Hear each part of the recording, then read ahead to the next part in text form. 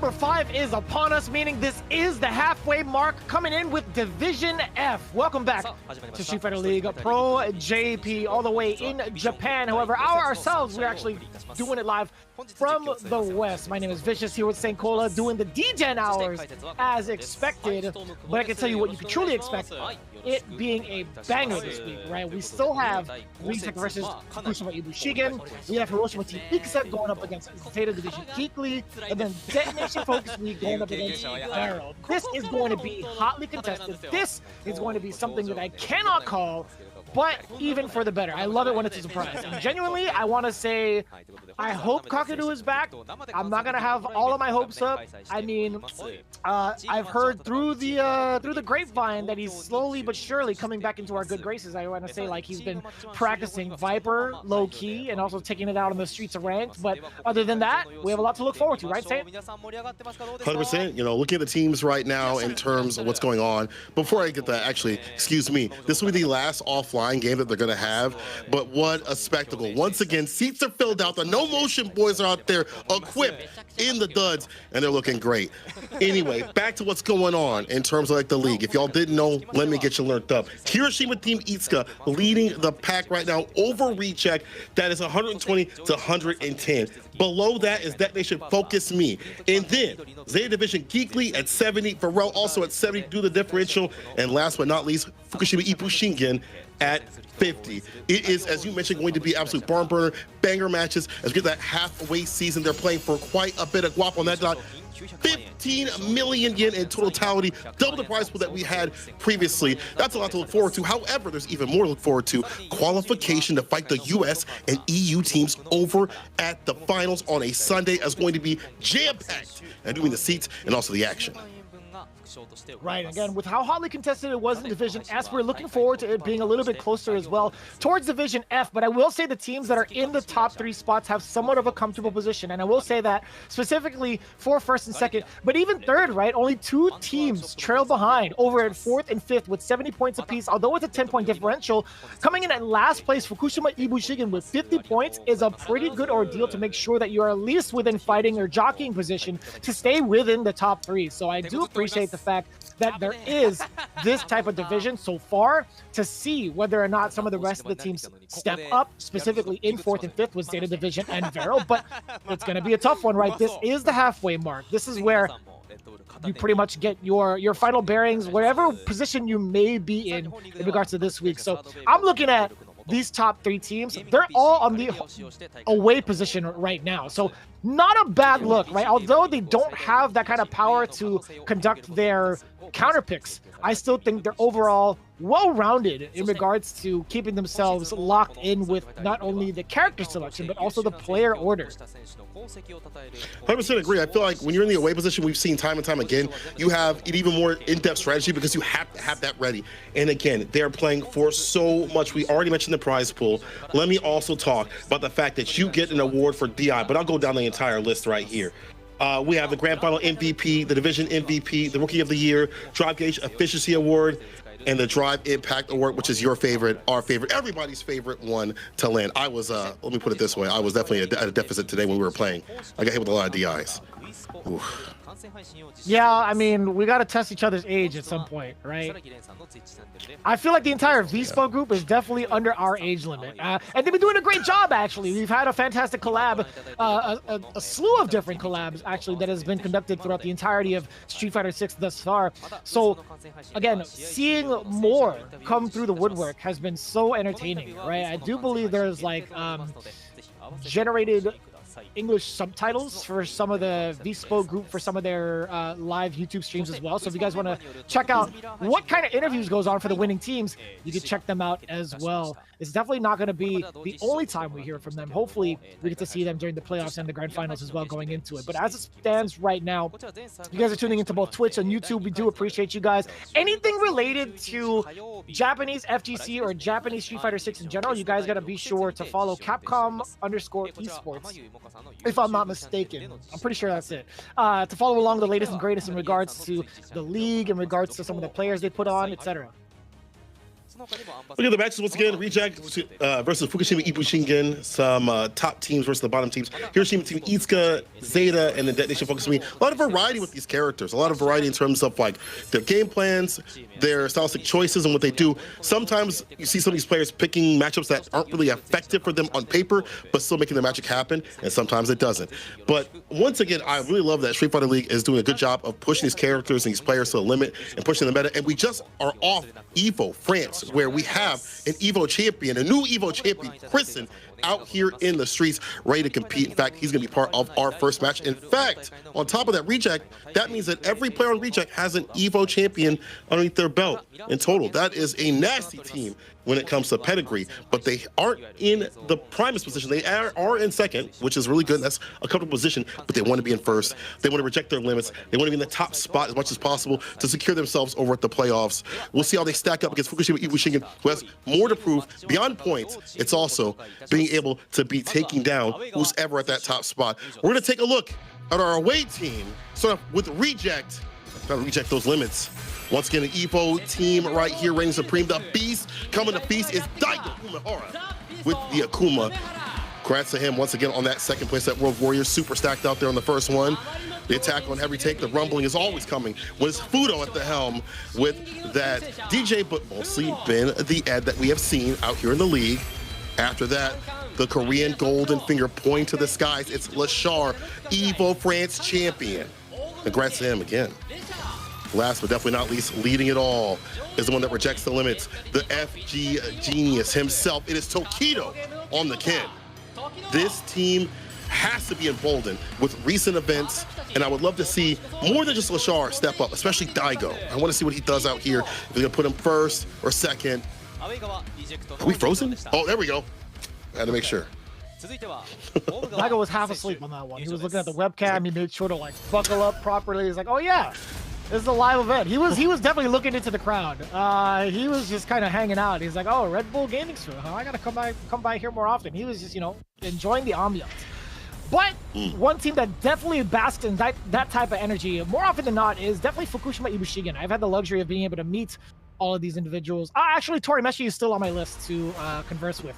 But all of these cats, very, very talented. Let's get a closer look at who they are. We got the Ascendant, Tsubasa. Before he even became a pro here on Street Fighter League, I had the luxury of being able to talk to him a little bit, and he's been very ecstatic about coming in as the rookie. We have, of course, the Fire Master, one of the two legendary Dawson players in Japan. It is Torimeshi, along with the explosive fist. Funny enough, either it's Manon or it's gonna be Marisa. Who knows? It's gonna be an M regardless. It's Johnny. Last but not least, the unyielding spirit, the captain of FUKUSHIMA, IBUSHIGIN, Yanai, who has been explosive with his characters thus far. But the question still remains, what is the home team going to do to really, really put a challenge and dampen on Reject and their current momentum, right? Coming in from EVO France, coming in from last week. I gotta say, man, they gotta be fired up. They did take a really rough L against DetonatioN FocusMe last week. They fell to Nauman's actually, no, they did take the W, my mistake. Goichi was the one that actually fell short right at the very end. So they are coming in from a win, coming in from last week. But this is the order. Fudo, Tokido, Lashar, Ed, Ken, and Terry.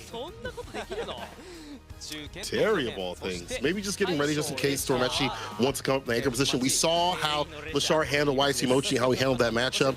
I think he wants to do the same if Torimeshi steps up to the plate. But I would assume Torimeshi would go up against Fudo, unless Fudo picks a DJ. Man, this is difficult because the away side has so many different characters they can put out. They have good matchups already, just right off the rip. Like, I feel like this is a good structuring no matter how you slice it. But Daigo in the extra position, which is weird because when I watched some of his streams, he was like, I want to play. He's like, I want to play in like the first of twos right off the rip, but it's not going to be him. Right now, it's going to be Johnny going up against Fudo. I was hoping it would be Torimeshi to kind of like showcase that Dawson play, the Dawson counterplay that he's been working on as well. I've caught wind of that over on CFN mostly. So I'm quite pleasantly surprised. I don't mind it being Johnny Marisa because honestly I want to see like what his take has been like week after week with both characters, Marisa and Manon. I want to see what he's going to do to improve week after week. So he did have a rough shot against Higuchi where he fell 0-2, but his overall standings, if you're looking at week number 3 as well, he did play Marisa. He lost to Adelie's Ed, 0-2 by the way. So seeing this as a choice, very curious about it. Even further on, right, Johnny played Manon in week number 2, fell short 1-2 against Inabashi Zangief, and then the final matchup, I don't think he was involved because he was the benched player in week number 1. So only 1 win so far out of the 6 games he's played. For Fudo, looks like he is 3-1 so far in terms of wins and losses. The only loss he took was TS, but otherwise had that amazing match with Goichi, which was looking like Goichi was going to take it, but he brought it back from the brink, being able to copy that sort of lame and kind of patient style and walk Goichi down without spinning too many buttons. I want to see, though, how this matchup goes, because usually, you know, Marisa players, like I talked to Dr. African and a few other people, don't really like have to fight Ed. He's outside the range where Gladys wants to be played, some of the other buttons want to be played, but Marisa players have been making work with the armor, cutting through some of these buttons if they get close enough, and I want to see the ideas that he has. And he also has the Manon, where I remember last season we saw Tachikawa use the Manon and use that like the deep jump heavy kick to jump in on Ed, where it's hard for him to DP continuously. We are getting the interview too as well. Fudo said this is pattern C, but it still feels unexpected. I think the other guys in IBUSHIGIN will have a hard time. So again, even if you're on the away side, you have even more patterns in your brain. You have to get ready for everything. And Johnny said, I saw him look scared of the pick of ours. I had a lot of things Fudo and his wife did to me. I really thank them a lot, or did for me. And I really thank them a lot. Okay, I'm glad the phrasing was different on that one. I was like, wait, what? Yeah. But I mean, a lot of humble beginnings coming in from Johnny as well, right? I think like Johnny, and I feel like that whole class of rookies came in also under the wing of like Fudo and Momochi. I think the old like Shinobiism days. I'm talking about like maybe like early Street Fighter 5. So I do recall seeing Johnny very, very early on as one of like the stronger, like, hey, what I want to say, I don't want to say like prodigies, because he was mad strong out the gate, but then he kind of dwindled down. I don't know if it was like via character choices or just overall like presence in the competitive Japanese FGC circuit, really. So it's hard to tell, but I mean, if you're trained by someone of the likes of Fudo, I feel like going up against someone like him is asking for trouble. Like you're asking for it to be really like hedged against you, more or less. But also that like you haven't had the best time going up against Eds thus far. Not even in just in Street Fighter League, but like trying to work it out on CFN. I couldn't read like the character names of who he played against, but it was definitely like a back and forth ordeal. As cool as that is, I would love to see like more consistent results. I would love to see like more consistent W's on his side practicing prior to going into a matchup like this. So FUKUSHIMA IBUSHIGIN putting Johnny up in this manner with like confidence, I'll believe him. You know what I'm saying? Like I'll believe what they have in store, and I'll believe the faith that they have in Johnny. Have a choice, you know, setting him up. Got to be prepped and prepared. But Fudo's such a different beast with his Ed. I mean, I feel like once he gets to that certain mid-range, he gets active, gets aggressive. He is so hard to read on defense as well. And I feel like he's one of those players that just is so oppressive that it's hard to know what he wants to do. I was talking to some of these players at EVO about Fudo. I mentioned this before. I'll mention it again. Every time you hit Fudo with something, he immediately puts it in his brain as you can't hit him with it again. Like, the rotation's there. He has it downloaded. It's hard to stop him right after that. So, like, people, like, despise fighting Fudo. And as you mentioned, if Fudo helped him train, he's going to keep those tendencies that he given him in his brain. He's going to be like, oh, he likes to do this, this, and this. So that does give Fudo a little bit of an advantage. But maybe there's something that Johnny has that he's been developing in the back end that is new. Maybe he's like a different sort of like style with the Morisa. Maybe he has a different approach. Maybe he had to get beat down or at least go even with those Ed players that you mentioned in CFN to find something in himself to fight the likes of Fudo. And it is first to two, so maybe that does help a little bit in terms of having a quicker match rather than a long, drawn-out match that may benefit an older player. I'm not sure, but again, as you said, there has to be a reason for them sending him up, and maybe it's also Manon being in the background as a pick if things do get dicey. I think there are things that Manon can do. I don't think it's a great matchup all the way for her, but I think that jump in being so deep, as Tachikawa had mentioned last season, could be helpful. But on the ground, though, his buttons are so good. The fireballs are so hard to get away from, and then you have Flicker as well. it's just either way you slice it, on paper it might be kind of difficult for Johnny. It is rather a tough call. I mean, even if Manon was on the back foot, I wouldn't even try to take any sort of risks of putting out Marisa first, right? Like, let's say he did have a better time with Manon. Like, why not just go for that out the gate, like, logically speaking, right? I want to know what it is about Marisa that he has in his mind that gives him this type of confidence to go up first. We're gonna have to see. I don't know. At least her having some better wake up options like level 1, more reward for like drive rush, stand light kick, and crouching light kick and things like that help her overall. But again, entry points are so hard with this character. You have flicker to hold and like bust through armor and things like that. We'll see. We'll see if Johnny can show us something out here, or Fudo will put him in the dirt. That's tough. I mean, I don't see any of her approaches being good enough. Like, even like standing light kick, crouching light kick, maybe standing light kick to whiff punish perhaps, but thinking about what Ed presents, right, against Gladius specifically, I think Fudo's going to be able to exercise some of the longer reaching kick normals, especially the flicker. Anything that's like below her waist is going to be like blowing up that Gladius. So, and this importantly, right, the fireball too is going to be something that halts a lot of Marisa's. Alrighty, the barrage. So another thing that's big to note, Marisa not with the best defense, right? So long as you don't have meter, I think it's going to be a little bit rough to call. And you saw the attempt, right? That standing medium kick as soon as you saw the Gladius flash, but holding it this time is Johnny. To close on the walk back, interrupts. OD, gonna get the pick off the flicker, cancel forward, fiercely Cobra strike, the dash up throw on the back foot once again. Does have level 1, but I don't know if we're gonna be able to use it. The kill rush back to be in that proper range for Ed, be able to outbox. Oh yeah, easy and confirmed. Level 1 to get it done. Fudo not letting the entry points happen at all. This is exactly what we were prefacing, right? Like, why is it that Johnny and the team decided to put him up first? Is it the explosive damage? Is it the trying to take advantage of the lack of defense coming in from Ed, right? Do they have something against Fudo? Not personally, but strategically. I get you. Let's get the anti-area. Maybe it's the damage thing. If like you find the access somehow, like if I find a few hits, I can seal the deal. Although Fudo is equalizing slowly but surely. Drive rush off the crouching light kick, crouching light punch, excuse me. The flicker right after. Tagging with that stand medium kick. When you think you play a button, you get interrupted. The knockdown Fioki, wake up OD Gladius. Now he's blocking the wake up options that are armored, that are OD. And I'm glad that he actually used drive reversal in that instance, so at least go to knockdown temporarily. But now Johnny, while Ed is in burnout, can he take advantage of the situation? That is a counter hit fierce, yes sir. Being able to link the crouching light right afterwards is a good call. Johnny coming in with that round. I'm impressed. Uh-oh. Back walk stand medium kick. One of the greatest shimmy tools you can ever ask for. The anti-air is there. Psycho upper. Defense gonna be tested. Wake up OD. Shades of Itabashi, but Fudo's well aware. So I taught you. Psycho blitz in level 3. Should be more than enough damage, way beyond the 50% mark on the drive gauge. You already know it, a perfect KO. Fudo single-handedly taking that round over.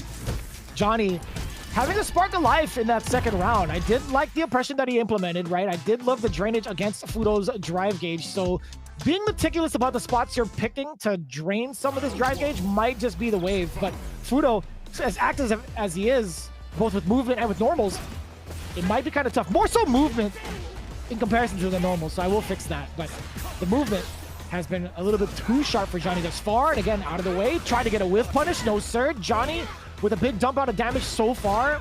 Now apply that pressure. Now drain that drive gauge. Johnny having the right presence of mind thus far. The armor past the blitz. I don't know why Fudo went for it still.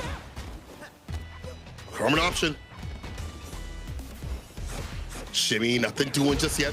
Waiting for that jump back. Once again, this time it lands though. Seen it 3 times. Driver's back though is fine. A lot of room to roam with right now for Fudo. Try to drive that drive gauge down. Don't fall in the fireball. A lot of bar that we can use for like level 1 if we need to bust out. Hits him with the heavy. Able to seal the deal. And as you mentioned, perfectly done. Kill the drive gauge, better than kill the character. And the Gladius timers are also catching some of these normals every so often. Seeing the vision, but it is a very hard fought one. Confirm.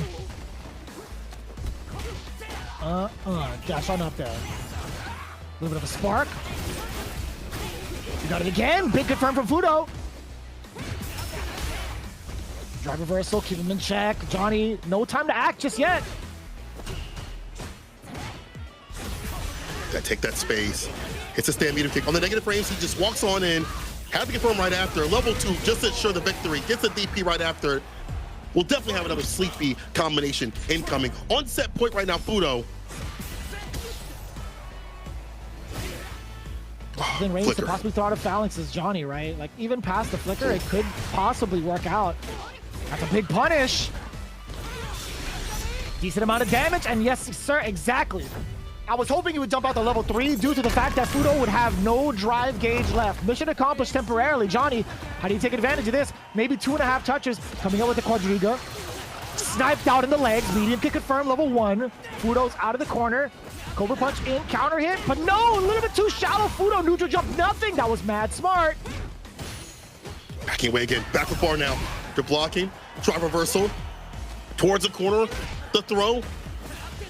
We find an opening. Drive rush, Stampius held it just a little bit hard to find that parry. Gets the whip punish. Can we finish it? Yes, we can. Magnum bunker. The timings are getting better and better. The staggering off the heavies ever so often. And more importantly, as you have prefaced, we see it in practice. Kill the drive gauge, kill the character. These are the right ideas so far. Johnny with a huge smile on his face, feeling rather confident about it. Trying to check the distances is Fudo so far. Does get the confirm. Walking back is Johnny. Now the phalanx betrayed. Nothing big out of it, excuse me.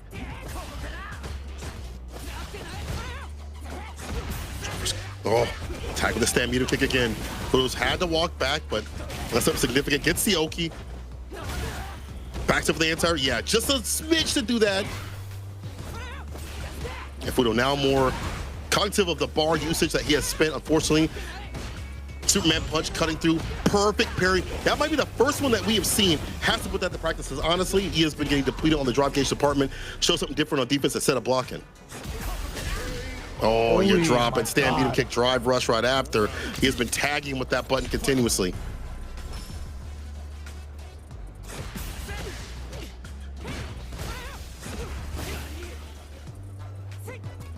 Johnny's trying to take liberties after these Gladius punches as well.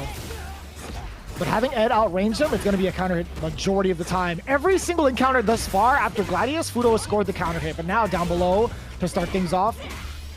Charging the fears all the way through. Damn, safe jump, excuse me. Chunks of damage on the drive gauge. Parry again.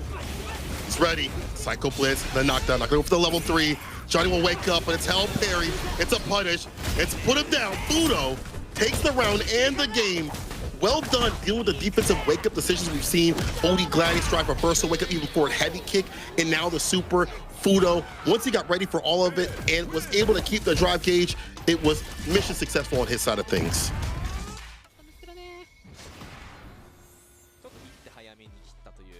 I was rather impressed with some of the stuff that Johnny was implementing, but the longer the set goes on, the more information Fudo gets to digest. So pretty much eating that round up immediately after, very reminiscent of game number 1, Ed and Fudo taking it down to start things off for Reject, right? Putting themselves up 10 more points. That should be at least 120 now. Now the rest remains. Can they surpass Reject? Sorry, can they, excuse me, hello. Can they surpass HIROSHIMA Team Ikusa? Excuse me. We'd like to surpass Reject too as well. We're gonna have to do so out here, but again, FUKUSHIMA, IBUSHIGIN, they're not out of it just yet. I like the ideas as you mentioned from Johnny. It's just the wake-up decisions that were countered, and also the perfect parries. When you start putting those in, you stop having to block everything out and lose your drive gauge. You have another way to play. Obviously, that's harder because she can stagger her heavy sometimes and make it harder for you to perfect parry in the first place. But he found the right timings right there. Fudo takes it. You have Tokido up next. Ooh, it's a hard one to send up. I was gonna say save Yanai for Anchor and put Torameshi up now, since we went Torameshi not in first position. What do you think? I like Dawson for Terry. Okay. Ooh, Tsubasa. So I'll explain that reasoning when we get there, if we get there. If not, okay. Well then my point is moot. But Tsubasa coming in with Jury. I feel like it's kind of shaky to even really consider, in my opinion. As much as I loved his explosiveness coming into week number 1 for Tsubasa, it wasn't enough, right? Like, he's also kind of in a deficit right now. First week, he went 0-2. Looking at the following week after that, he tried to kind of like alter it off with Mai. Didn't work out too well. It's been kind of rough, right, for both like Johnny and Tsubasa. Tsubasa, I don't believe has won a game just yet, if I'm not mistaken. You're correct, actually. I just looked at it, and we haven't seen a victory thus far. It's a hard call, too, as well. You're coming up with the jury, something that Tokido has fought Mongo with continuously, right, in league after league. So I feel like the experience is there. We haven't seen him fight a jury just yet in this season for league. So maybe there's a little bit of rustiness that might come through. But overall, Tokido, you're pulling up against Tokido, who has so much experience in general from around the world, from traveling and things like that. Putting up Tsubasa, this is a hard call. Tokido says, I'm recently having trouble playing against younger players, but I was expecting jury, so I'm ready. If Tokido says he's ready, that's a problem. He's one of the Batmans of the FGC. He is, if he is prepped, it is hard to take him down. I think that applies for a lot of the players on the reject squad, right? I mean, you have like multiverse Batmen in regards to this entire team. Like, there's alternate universe Batman on this entire squad, and like Daigo's the original, right? He's like, he's the one that raises up Terry McGinnis. I feel like Daigo and Tokido together are like the old Bruce Wayne and Terry McGinnis combo, in my opinion. If it's not Tokido, it's definitely Fudo, right? So.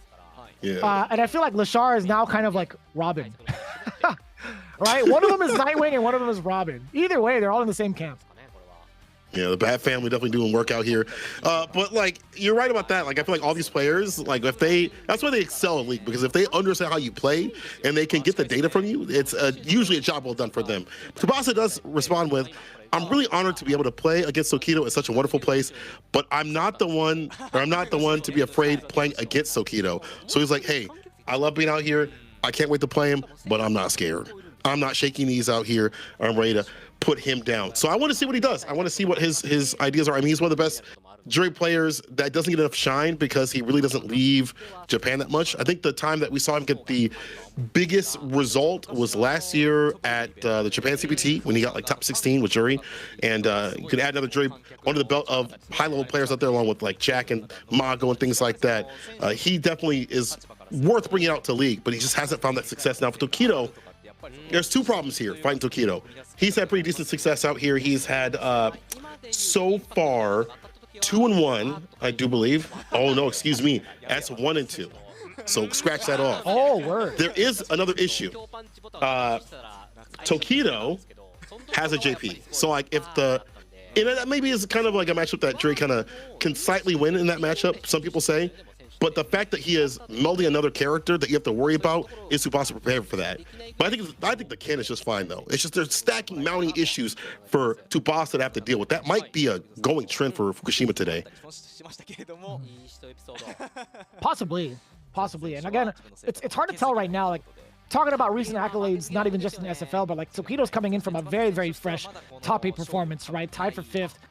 Although falling short to Blas, that was with JP, he did exercise a bunch of different characters throughout that entire tournament. So although he is locked in with Ken, I don't think he's going to really be forced to switch to JP. I don't mind watching him play this matchup specifically. I think I've had a long conversation with Boss in regards to like Jury's strengths and weaknesses. He thinks Jury plays against JP pretty well, but we'll see how it goes, right? I think the slow-moving fireball is something kind of like tread softly against with how long JP's normals can kind of reach out.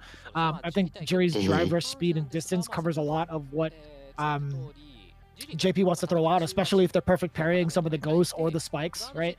So I think overall, I think Tokido should be more than aware of that, and I think he's able to contest with Ken a little bit better, right? Not even just from like a character's perspective, but like from a comfort's perspective, right? I think Ken has just been the more played character for Tokido at this point, and I think that's pretty obvious. Oh, 100%.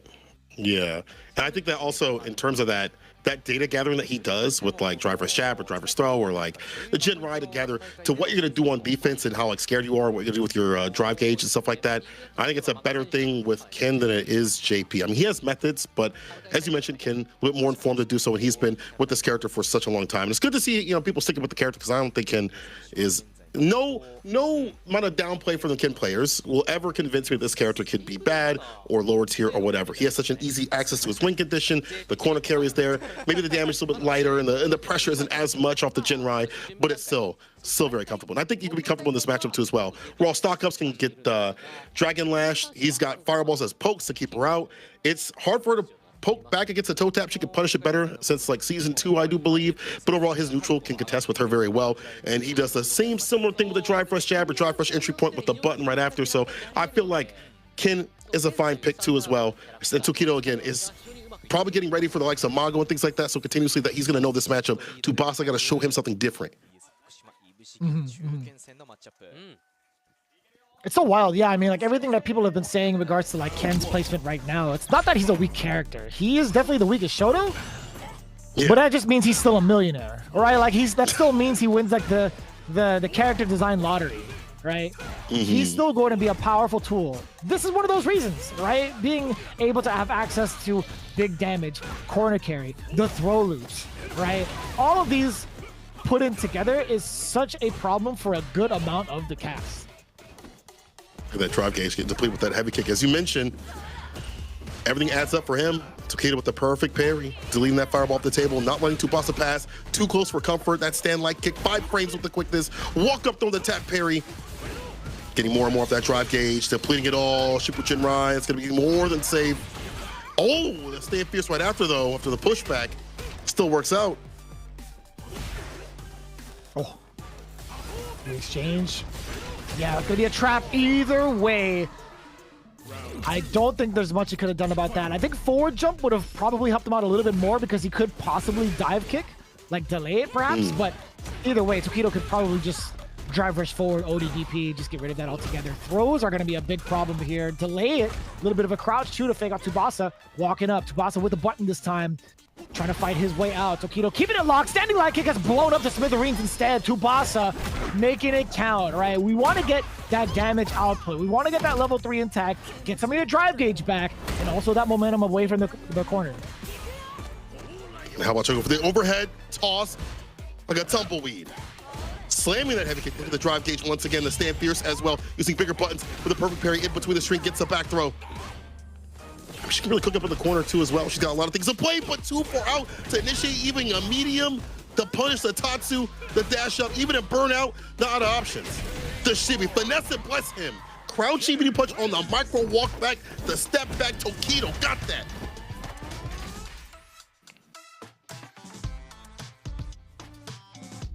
That's wild, man. Too flashy, too much offense for Tsubasa to handle.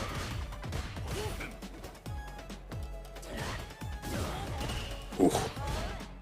Defense is there too as well, stopping the fireballs can come through, and also the drive gauge deletion has been so good from Tokido. Every so often you'll see that big stand fierce come through. Objective isn't just a land to confirm, it's to kill that drive gauge. Delete that off the table. Nice interruption, that's fake. Tsubasa knows.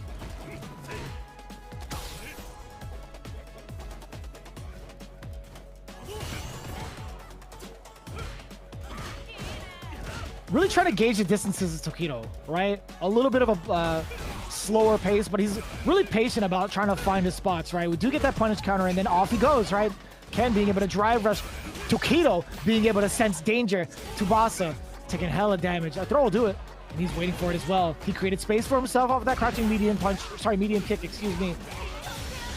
Tsubasa coming in, level 2. I like the elimination of the drive gauge. Just about right now, and that corner push, so deadly. Look at this too, the strings. Tokido not able to keep up. Instant air medium, more than enough damage. Dump out the rest of that drive gauge. OD uppercut. Tsubasa with the sequence of level 2. Looking mad ambiguous. I like that.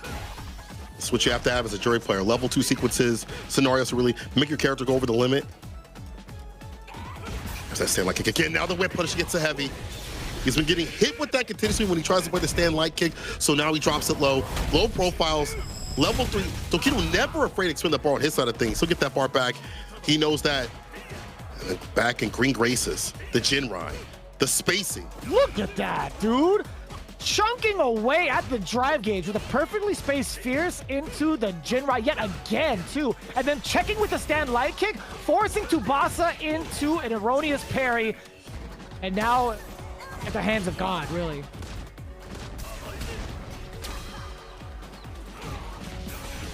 Oh, crouch Fierce, easy finish right there. The fact that he has found, I think, even more of a assured playstyle to kill the drive gauge, to push this character still at the top spot is so great. Tokido, set point for him. Tsubasa, stray this away, hits the brakes, gets the crouch unit kick. Another one. Is it with the heavy Jinrai to get the distance? Try for jab, interruption. Oh yeah, nice and meaty. Can't press a button. Delay on the jabs. Tsubasa trying to find his way out yet again. We spent a lot of time on the East Coast. The roundhouse back-to-back, chunking away the drive gauge yet again. Tsubasa's gonna be putting himself in burnout. One sequence. No way that hits. It does. Tokido, he tried to lock him down with the crouch jab. A little bit too much of a gap. Tsubasa, if he could maintain his offense, he might have a chance. But he's at 50% drive gauge recovery. Tokido looking almost dry. That's gonna be level 2. Not gonna be punishable. Either way, Tokido is just fine while in burnout. He's got 1 bar to his name. The fireball eliminates the chance of not only that fireball coming out from Jury, but also the W story coming in from Tsubasa. 0-2 again. I hate to highlight it that way, but we got to speak the facts, man. It is what it is, and do what it do. You know, when you're fighting someone like Tokido, and he's so prepared for that matchup and how to push his character to a stronger area, harassing, continuously taking the drive gauge, that's just the result. But the spacing that Tokido had off his strings, his block strings, into like heavier buttons, it felt like everything was aiming at the drive gauge and then depleting it from there. And then having that safe level 2 definitely helps out, you know, to end conversions and things like that, so you're not punished right after. His shimmies were on point.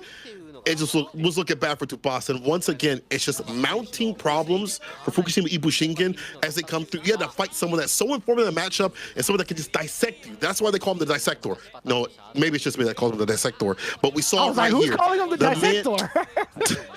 It's all me. I'm trying to get started. But look at the way he has picked apart Tsubasa. Give him another name, bro.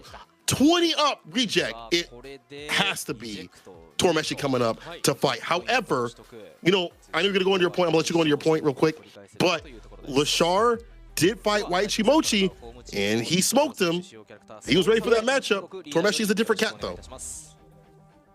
I can't recall like when exactly that happened, but considering they were both in different divisions, okay. So it is gonna be Yanai coming in with Dictator. Okay. Yanai.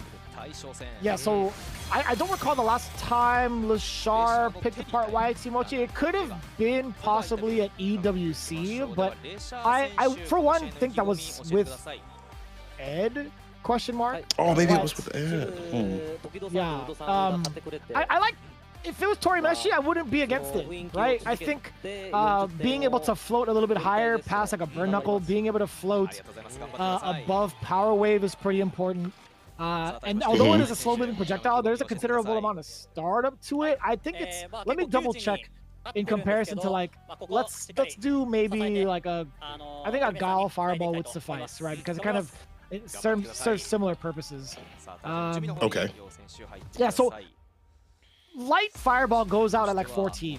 Gal's goes out at 10. They both have very similar travel speeds, right? I think Dalsum being able to kind of like float around it or even teleport behind it upon reaction is a pretty good ordeal. That's one.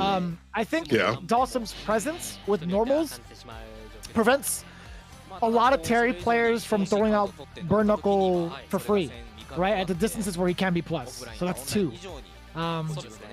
Although the one thing I do fear is Terry's damage output is much higher, like above average. So being able to get an opening on Dalsum just screams for help even more so in that matchup. So yeah, I still think with the first 2 factors, I think Torameshi still would have been a solid pick. But Yanai is going to be the choice either way. I had to look up my notes because I thought it was EWC also. And I agree with you, but it was LaShar that fought Waichimochi, and it was a clean sweep in the anchor position. Like, that was a cooking. I thought it was EWC also.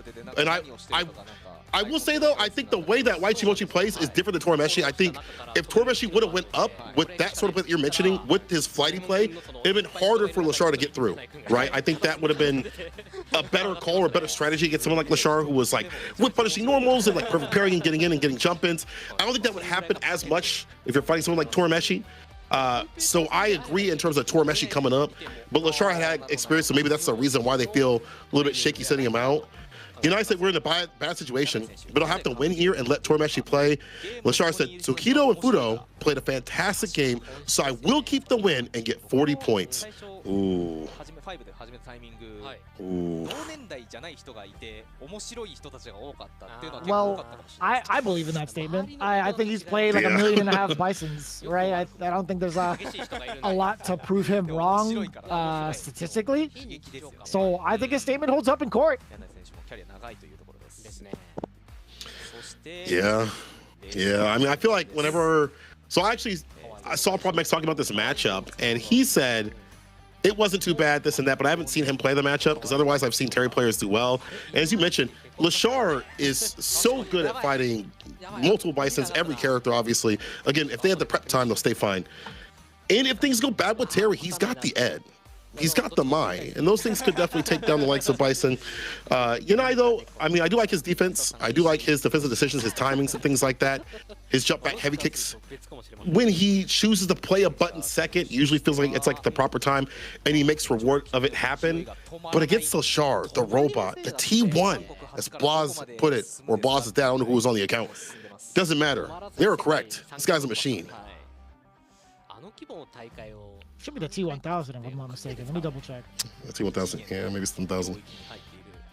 Yeah, it should be, but well, I'm gonna double check.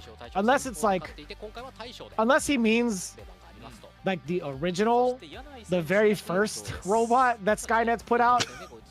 That's kind of ass. I'd rather be the T1000 than the T1. I'm not gonna lie to you. The T1000 is just like a mean killing machine. Like, no emotions, here to do the job, unstoppable, right? Like, the T1 is like kind of like a bag of bolts. Yeah, dude. It'll definitely like spread butter on some good toast. It'll create the toast and it'll spread butter on it. Like, okay, that's cool. I bet he definitely said T1000 then. Gotta be. But yeah, that's LaShar. I mean, that is LaShar, not the bucket of bolts, definitely the killing machine. And he's been getting better and better. I mean, he is such a dominant player. I mean, for a lot of players, if you talk to them, even before Evo France, they were like, that is like the best Street Fighter 6 player. Like, he has everything you need. He wasn't the winningest player, but he was like the best player in understanding the system mechanics, how to acclimate to a character very quickly, how to switch on and off between characters and things like that, especially at the finals at CEO. So like, he proved it over at France that he is one of the best out here, you know, if not top 3 in most people's minds. And him coming off that hot win in the anchor position with more games to play against Yanai, once again, FUKUSHIMA IBUSHIGIN, this is so difficult for y'all. I'm excited to see this though. I want to know what Yanai has in store for LaShar's Terry. More so like what the defensive options are going to be like for Yanai. I think it's really tough to get Terry to release his grip once he's one, got you in the corner, 2 has got you blocking a standing heavy punch. Just very shallow kind of like analysis to it. But overall, I think Terry, although he doesn't have like the, I don't want to say like he has like the best reaching normals. I want to say it's like about average, but that it doesn't lead to anything big. And I don't think his crouching normals lead to anything big other than maybe like light conversions are okay. Target combo is also all right, but I don't know if that's like super hit confirmable. Not in terms of like letting a super rock, but I mean like practicality. Like, is it actually easy to do, right? I mean, if it's LaShar, I'm sure he can. Right? I'm sure if all for all intents and purposes, when we talk about Terry's target combo, it's like it's above average execution level to confirm it. Oh yeah, he'll get that 9 out of 10 times. We'll see though. Try to go for that throw. The crouching medium punch. Caught. The recovery. Is it with the back fist? The back dash to avoid the throw. Off the backboard. Gets the side switch is so sick. God, he knows. He knows too much. What a whiff punish. Oh. Yanai. Just outside of the range of that crouching medium punch too. Eliminating the bomb off that trade. Roundhouse counter hit. Letting it rock. Yanai still keeping it checked with that crouching medium punch. A lot of stray hits. The second one into a bigger conversion. Yanai spilling first blood against the Shark. Oh, being out the DP with the side switch. In it with the back fist, of course. Put the bomb on, get the win condition on. Staying the shirt, baits it out. Oh, he stalled for the follow-up. Do you get level 3 after this?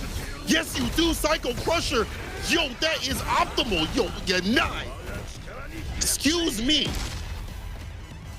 Man over machine. Ooh. If anybody could create a comeback, it is definitely Lashar, right? This is Terry's territory, not any longer though. The burnout didn't last too long from the side of Yanai. Very explosive way to get himself out in the forward throw. First game to Yanai.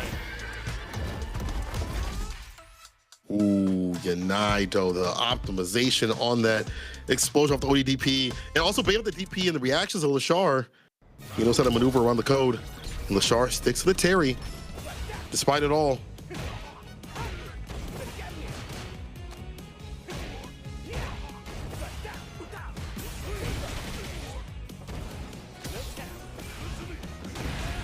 Oh, what a fake out too. Plant the bomb. Does the first, does get perfect parried on the way down, but it's more so for the carry. It's the knockdown, immediate crouch jab. Catches the counter hit, does deny. A lot of fake outs coming in from these drive rushes too. Back to back slew of scissors. My man is trying to cut up. Cut to the neutral. This is burnout. Staggering, trying to find an opening with a level 1. If he presents it, I don't think Yanai's gonna do it. Counter hit, knockdown, drive rush, interruption, again with the jabs, and not a super, but one to seal it. No, not yet, I lied, the scale was just too much. Back with bar now. Look at the playing second. We see here from Yanai, the slight walk back and the jab, a dab will do. This man is so good at, like, I'm gonna wait for you to play your thing, and I'll play my thing right after and catch your buttons. Counters for days, and now a punish counter off the Fierce. No way. No way. He just caught the back roundhouse raw. Hella damage coming on in. Slam him down, level 2. Pretty efficient. Also gaining that far back. Yanai has so much to work with. Plus frames on that. Walked him ever so slightly. The Shark caught a counter hit. Slowly but surely, a little bit of damage tacked on against Yanai. No, that's a big punish. That is a dead man right there. Yanai with a very, very ambiguous start. Not start, excuse me. Very, very ambiguous approach with his offense. The Shark cannot keep up thus far. My son is getting cooked, I can't lie. It's time to switch a character. Get to Ed. I don't think this is the way to go. And I think when we see Lashar, especially when he's practicing things like that, it's been mostly about the Ed and a little bit of my here and there. But I will say though, I don't think it's gonna be free even if he switches to Ed, because the defensive timings, the drive rush light kick and the scissor kick, catching some of the buttons, the pre-programming is getting got. All right, he downloaded it. He said, okay, this is what they do here, here, there.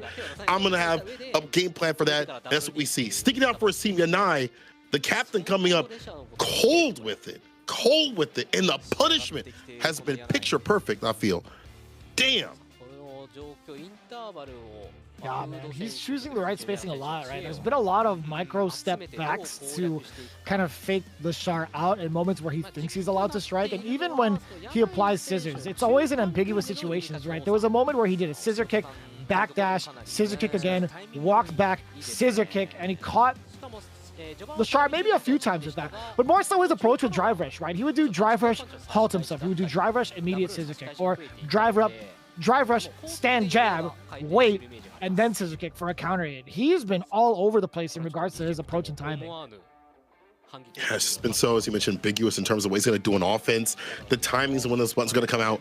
And we haven't really seen like counter timings from the side of LaShar, like ways to counter, because it's hard. If they hit the brakes, you want to play a button right after, they're playing all your reactions and you get smacked. And then again, the results, the bomb that comes on, the punishment that comes on right after that, and the ability to spin level 2 and level 1, like just get the lead up if need be, like not waiting for level 3 like most Bisons would. Yanai is willing to get that lead up to get the next interaction to kill right after that. So I think you need a little bit more control, you need a little more range, and I think that Ed would have that to help out against this sort of style. Now, will that take down Yanai in full? No, I don't think that is going to be the only answer that's going to be necessary out here. We'll see if he switches, or if he switches up his game plan. But man, Yanai is playing super form. This is probably the best I've seen Yanai play in months, if I'm being real. Yeah, I don't think anyone's going to contest that. Even people in the chat were like, damn, I'm actually thoroughly impressed. Like, despite him not going to EVO France, he has definitely been studying the tapes. I'm just reading off of what Miss Loop was saying. But I will say this, man. I 100% agree. Yanai is looking like a different type of beast, right? Still Nateri. What's the adjustments? Try to poke with crouching medium kick. It's still not working out. I feel like that mid-range is getting still dominated. Dylan, no. Forward throw, no back throw.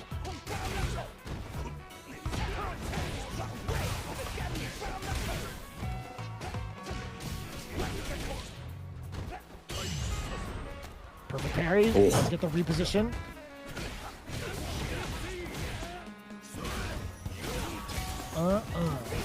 Like, oh, hella damage, and you got the bomb on too? You actually might be deader than dead. Stomp.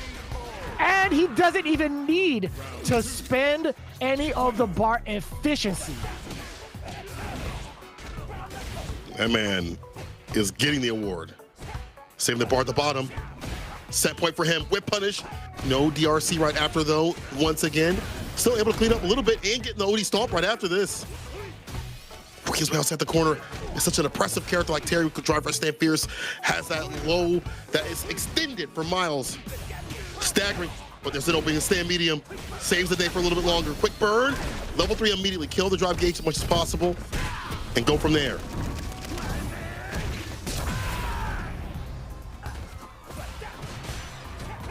Hella +2.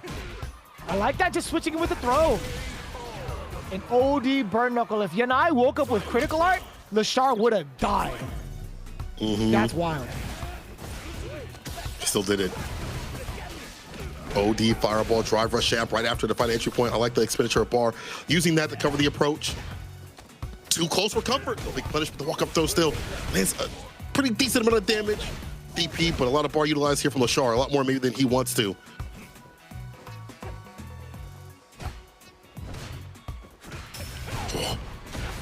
Oh, no way, no way. I was gonna play another button. Light Cycle Crusher, do a hefty amount of damage. Unlimited Cycle Crusher, a level 3. Give me that drive gauge, boy. Bam! Driver forward. Keep applying that pressure. Standing medium punch. Immediate tech from LaShar. Trying to push back with the power wave.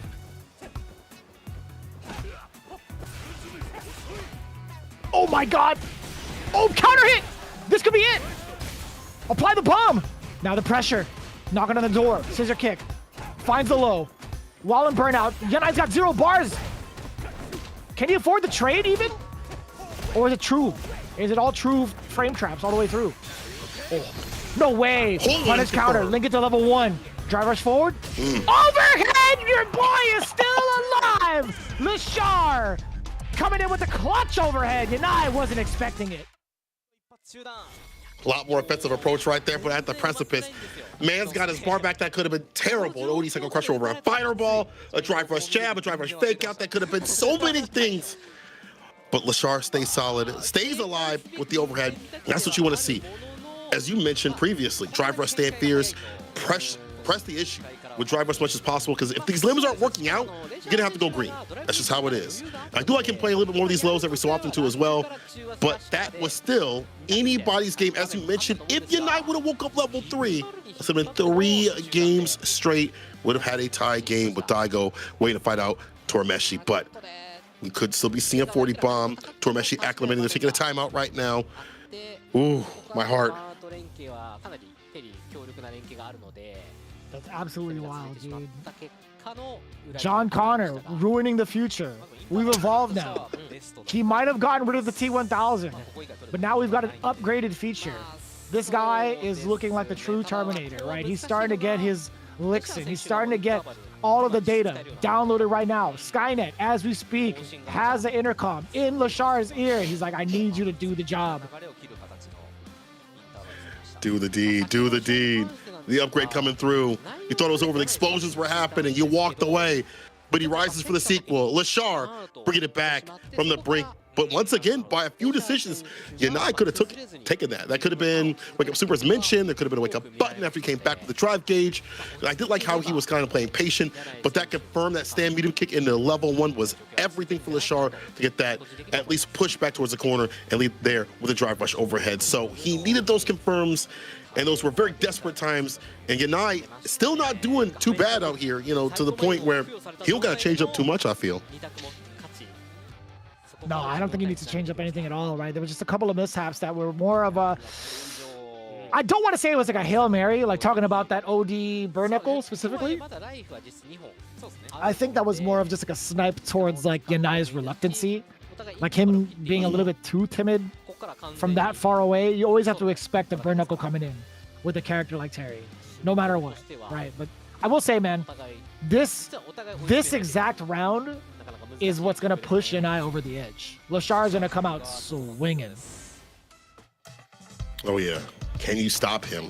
The onslaught. We'll see how we start off. We'll open gamut. Driver's jam. Oh, the storm. I don't know what button was playing, but it's put in the dirt.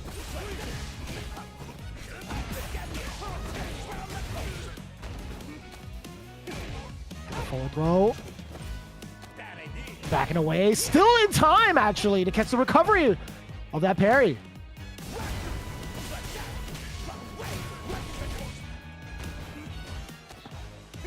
Take throw. Things are adding up here for Lashar. The cycling of options. It's meaty button, so he fireball to catch it up and making sure not to get back thrown or allow him to get a bomb on. Perfect parry. Nah, he's cooking. He's Takes cooking. care of that save fierce. Nah.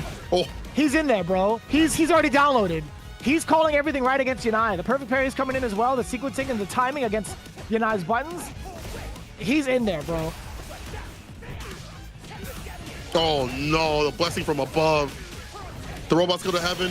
Doesn't matter, you're going to hell. You gotta be kidding me. The fact that he DP'd the neutral jump, where most players would just back off, and he backed off previously. God dang. It's cooked. He was just letting it simmer a little bit, right? He's got the grill on. Slow and low burn, I get it. Lashar has come fully online. That's it, dude. The firmware has been pushed.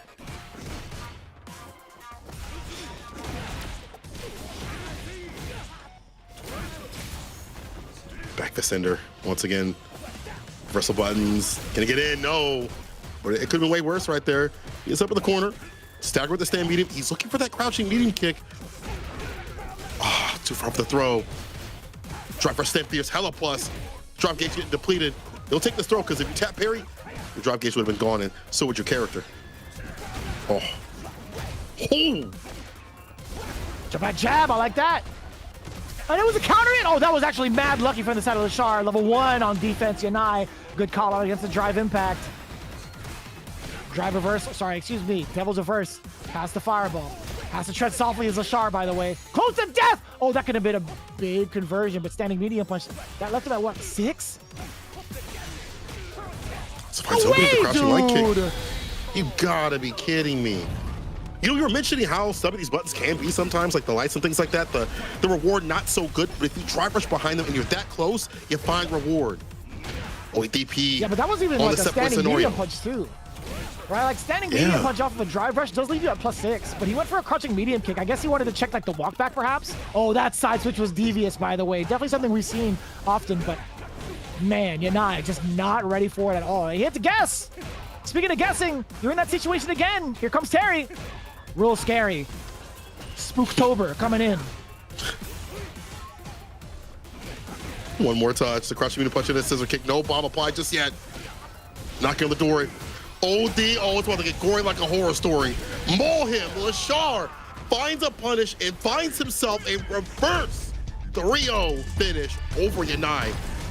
Just had to download. Just had to get the internet upgraded a little bit. Hit that fiber and took him down 3-2. Very great stuff from the side of Lashar. I thought it was going to be a switch of characters, a switch of style, and a switch of confidence. This guy's insane. This guy's actually insane. Lashar is unstoppable. He looked mad human in the first 2 games up until the last round, and you're gonna come back? Nah, son.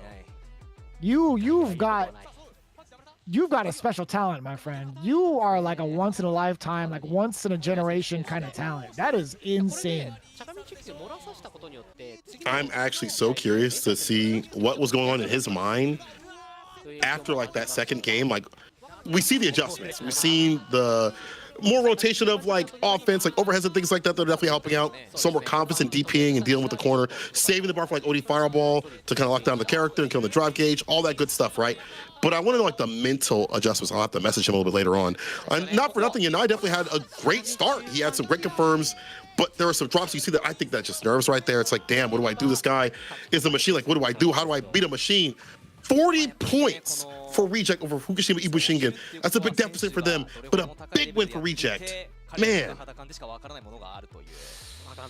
That skyrockets them to the top, man. That creates a 30-point difference between themselves and Hiroshima Team Ikuza, the team that was formerly in first place, but they still have their opportunity to play. But if they don't get a full sweep, they will remain in second. That's how godlike Lashar was with the clutch. That's how impactful that 40 bomb was. They get to retain their first place placement for the entirety of this week. That is amazing. Great way to start the second half of the season. Also, Tokido and Fudo showing out too as well. I feel like Lashar has kind of been like the most dominant player, obviously, and he still retains that. However, Fudo and Tokido still doing work out here and getting points for their team to lead to that 40 bomb was also great. Daigo sitting the wings. I would have loved to see him play, but you know what? They had that proper order. They even mentioned that they have, or they're looking for certain orders, and they're ready for them, and that worked, paid off. You know, I'd like to see Daigo maybe next time, maybe like in the first position, whatever, or you can just keep running this, doesn't matter. Reject, full of champions, they can do whatever they want. They gotta take no advice from me. They're fine. Yeah, big Daigo chilling, right? Old man Bruce is like, thank God I didn't have to play. I bet you on the final round, he was getting his like, his hitbox, he was getting his headset ready. He's like, all right, man, I gotta adjust my seat for this one. Let me get my walker. Strolling over here, assisted seating. But, you know, he didn't have to play. But I would like to see him play again. Like, after that Rogue Warrior he was talking about on his stream and his content, there was some English translated ones, if y'all want to watch it, that he feels more comfortable now playing in League, even more so after that Rogue Warrior win, because the practice that he put paid off there, and he wants to pull it to Street Fighter League Japan. But he didn't have to. His team's super strong right now. The formation was great, and I would like to see, though, back to your point, FUKUSHIMA IBUSHIGIN pull Torameshi for that last spot. Maybe there would have been a cooking, but maybe the food would have bit back just a little bit more. Torameshi at the helm. I would like to see him come through. Man, woulda, coulda, shoulda, I guess. Yeah, I mean, we'll never really know, right? I think with the adjustments that Lashar made, that's hard to tell. You can't take it away from Yanai. I mean, Yanai literally had match point. Right, that's the best you could ever ask for in a match like that. So I can't really say like leave it up to like a shoulda, woulda, coulda kind of idea. I genuinely think Yanai played the best out of a lot of the players in the league just off of that performance, right? Being able to make Lashar like flip out and go full Terminator mode. That was impressive. Like, although the 40 bomber went to the Reject team, I think my MVP of that match easily has to be Yanai. That was so impressive. seeing that access, seeing him dig down like that confirms the awareness of the explosions and to optimize in the majority of the situations. That maybe didn't win, but that's like a good sign for Yanai leading in the second half. Like that's like a good sign. Like you have the potential. You have to fight somebody that's not a machine like Lashar. You might just be cooking them up. So I'm excited to see what Yanai does and his team. They maybe lost a lot today, but that will embolden them to move forward better in the future. We're in the interviews from the winning team, though. Daigo said, I was not confident in it all today, really. And I was asking Tokido to go. I was expecting Tsubasa to come, but I couldn't get myself ready. I'm relieved we were able to win. And Fudo said it's more of a relief than a happy feeling. It's a team we definitely have it's a team we definitely have to win. And it's great that we were able to win and meet expectations. Right on. Like it's hard to feel prepared for any team. I feel like in Street Fighter League because of like random contingencies that could happen in terms of like the strategy and how they execute that day. Like it's always gonna be like a race, and it's a very difficult one to be prepared for. No matter like how many games you play, no matter how many hours you put into the lab, there's always gonna be some sort of contingency you're not prepared for, right? Yanai also is that example, right? He could have studied the hell out of Lashar. And Lashar may not have enough data on Yanai coming in like fresh from Evo Friends, right? But no matter what, dude, like I totally understand like Daigo's sentiment. But Fudo definitely more than prepared, right? Like he talked about like the different rotations of teams, right? He said this was Route C and we were still prepared for it. So that lets you know that they're comparing themselves to like how many different formations. Tokido, what are you doing? Okay, I definitely want to hear. I definitely want to hear what he says towards the end. Hey, I know that photographer. She was there at Capcom. Before they get into the final parts of their interview, Tokido had said, "We had to win for the fans who are predicting our win. We are definitely happy to get that 40 points." And then Lashar towards the end said, "I was in a bad shape for the first 2 games." Yeah, for sure. But the advice just let me free to do whatever. I really want to know what the advice was. If he happens to mention that, I do know they took a timeout, and that was everything for Lashar going into it. I'm gonna ask him because I'm so curious of what he was told to let him operate in a different operating system. He went from Windows to something else, something beyond. So whatever it was, it worked out. I mean, he definitely cleaned it up and cooked up from there. Tokido says it's ZETA at away, but I like to say something to ZETA players. Momochi, you're not running from me, are you? That's all I have to say. He is explicitly calling out Momochi. What a beast. They better queue up against each other. Because they are in a way, I swear to you, if Tokido does not match 1-to-1, and I also want to know if Momochi's going to play Viper. I know he's an execution god. I know he's been playing a lot of Viper these last couple of hours. Days, really, because it's only been like, what, a day and a half, 2 days now in Japan? I think Momochi's cooking right now. I think he's slowly starting to optimize some of the things that Viper has. I know that the Saishunkan Seoul Kumamoto camp with Nemo, they've been trying to optimize some of the stuff that she has as well. So I'm kind of curious if he's going to do it. Yeah, I want to see who pulls out that character. As you mentioned, like that around that time will be when she's playable. Can't play her today. Sorry, you'll have to hold off a little bit. But there'll be a more than enough time, at least a week's time to at least pull out the character and see maybe the first of 3 if things are going to be going well. But of course, giving up a round or a game may be kind of dicey. We'll have to see what happens. I do want to see Execution God himself operate with the character. But that concludes our first game. People, you have been enjoying some Street Fighter League action out here. There have been many restreams and many collaborations. Hope we get to see more of these going as we see our guest up there, Aru, joining the VTuber crew. And once again, I hope he gets his own VTuber model. That'd be great to see. I mean, he's already probably don't really need one, but I'd like to see him in like cartoon form. That'd be so dope. But once again, shouts out to Capcom to reach out to people or allow them to join up and tell people the good word, spread the good word of Street Fighter. I'm loving these collaborations that have been happening too. Again, Vispo starting on the 19th. I think they'll be doing hold on, I forgot. I think they're going to be doing a live watch party next Tuesday. So that is going to be actually my mistake. So they were talking about the 19th, right? So that's going to be a whole different ordeal. But going into next Tuesday, they will have a very special watch party with everybody, and I'm sure they're doing it on a Galleria PC tower, right? They've been a very, very pivotal sponsor for SFL and also a lot of the offline events for not even just Street Fighter League, but for a lot of other esports events. So if you guys are in Japan, be sure to check out their wares. I do believe they have a couple of stores. I know you could check them out. They have one in Ikebukuro, if I'm not mistaken, within Tokyo. But either way, check them out.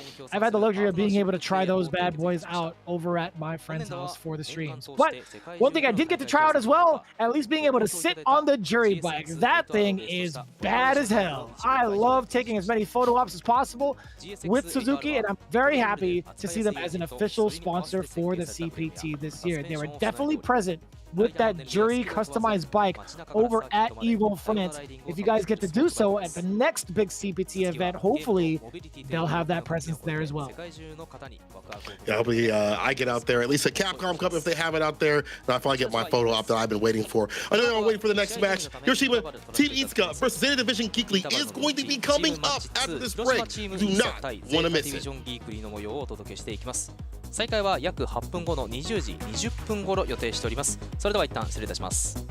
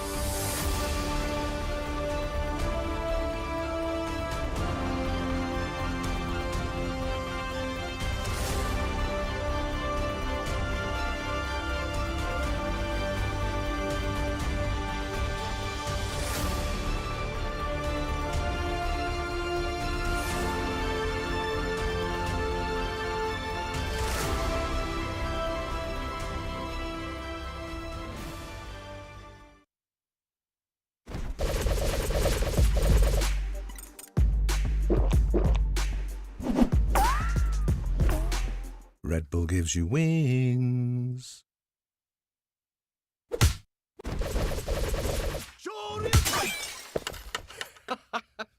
Red Bull gives you wings. さあ、やりましょうか。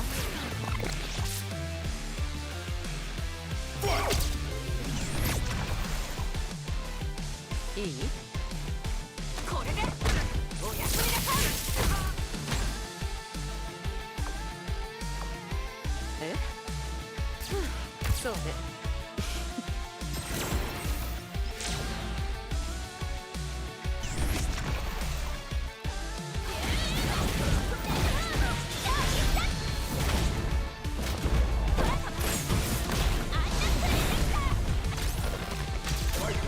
さてと、さっさと片付けましょう。 United Kingdom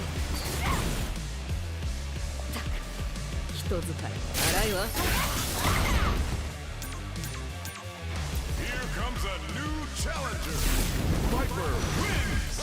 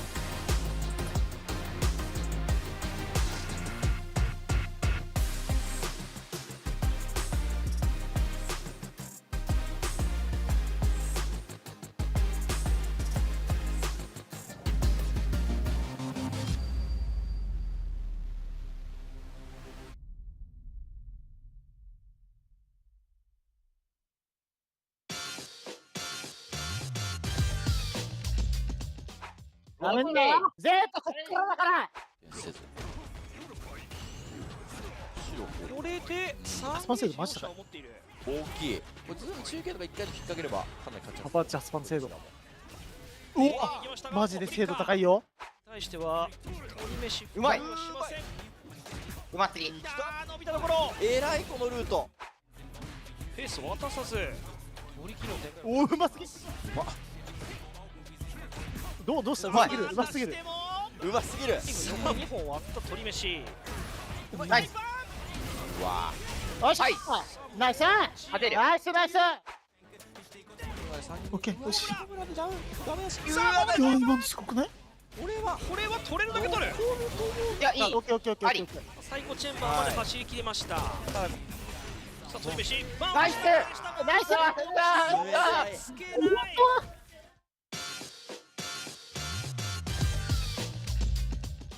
処理はアキラ。おい。最高です。オーディフリガン。いいね。時間制スピンドライブスマッシャー。うまい。これはもうアキラワールドが炸裂している。そう。いいよいいよいいよ。攻めと攻めと攻め。電光石火。さあアキラは前のめに来る。はいはいはいはい。安定する。投げて。そうだねそうだね。素直に重ねよう。おお、使って投げ圏内。投げ圏内で有利に進めると。いやいいオッケー。ジャストでした。はい、面白い。足を止めている。いいよ。投げ嫌がってるよ。ここから画面端到達です。ガードだえ、これ？これはゴーキさん残らないのか。席は立たないが残らず。オッケー。あきらー。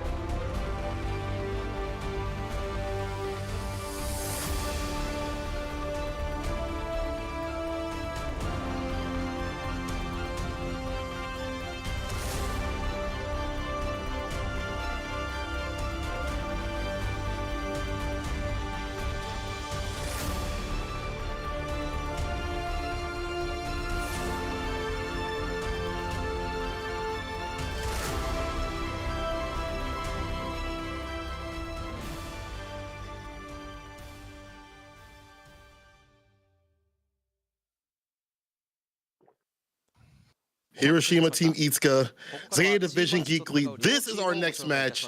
And a man, oh man, is it going to be a sick one. My name is St. Cola. I'm joined with Vicious. Yo, man, let's get into this. Let's start off with the top team, at least coming in. Hiroshima Team Itsuka. See if they can stay at the top. They'll take a young man seizing the future. Definitely coming through with the Ed that's been ever so impressive and ever so dominant, leading the young generation. The lightning fast speed star himself right behind, staying fine with the scammy Kami is Akira, hitting you with those hooligans and many other aerial options. Right behind that, the grappler instinct, knowing when to go for the command grabs. Congrats again to that World Warrior win. It's Hibiki on the Lily. Nobody thought he could do it, but Hibiki did. Last but definitely not least, the duelist, waiting for every duel, every fight. It's Aqua on the JP and the blocker if need be. We'll see if he's able to switch over a little bit later to some DLC, but right now, this team is looking super sick. Pardon me. It's so cool that Aqua calls himself the duelist because of his past occupation. This guy is TCG god. It's so cool. Anyways, I can definitely nerd out over that and probably a different time.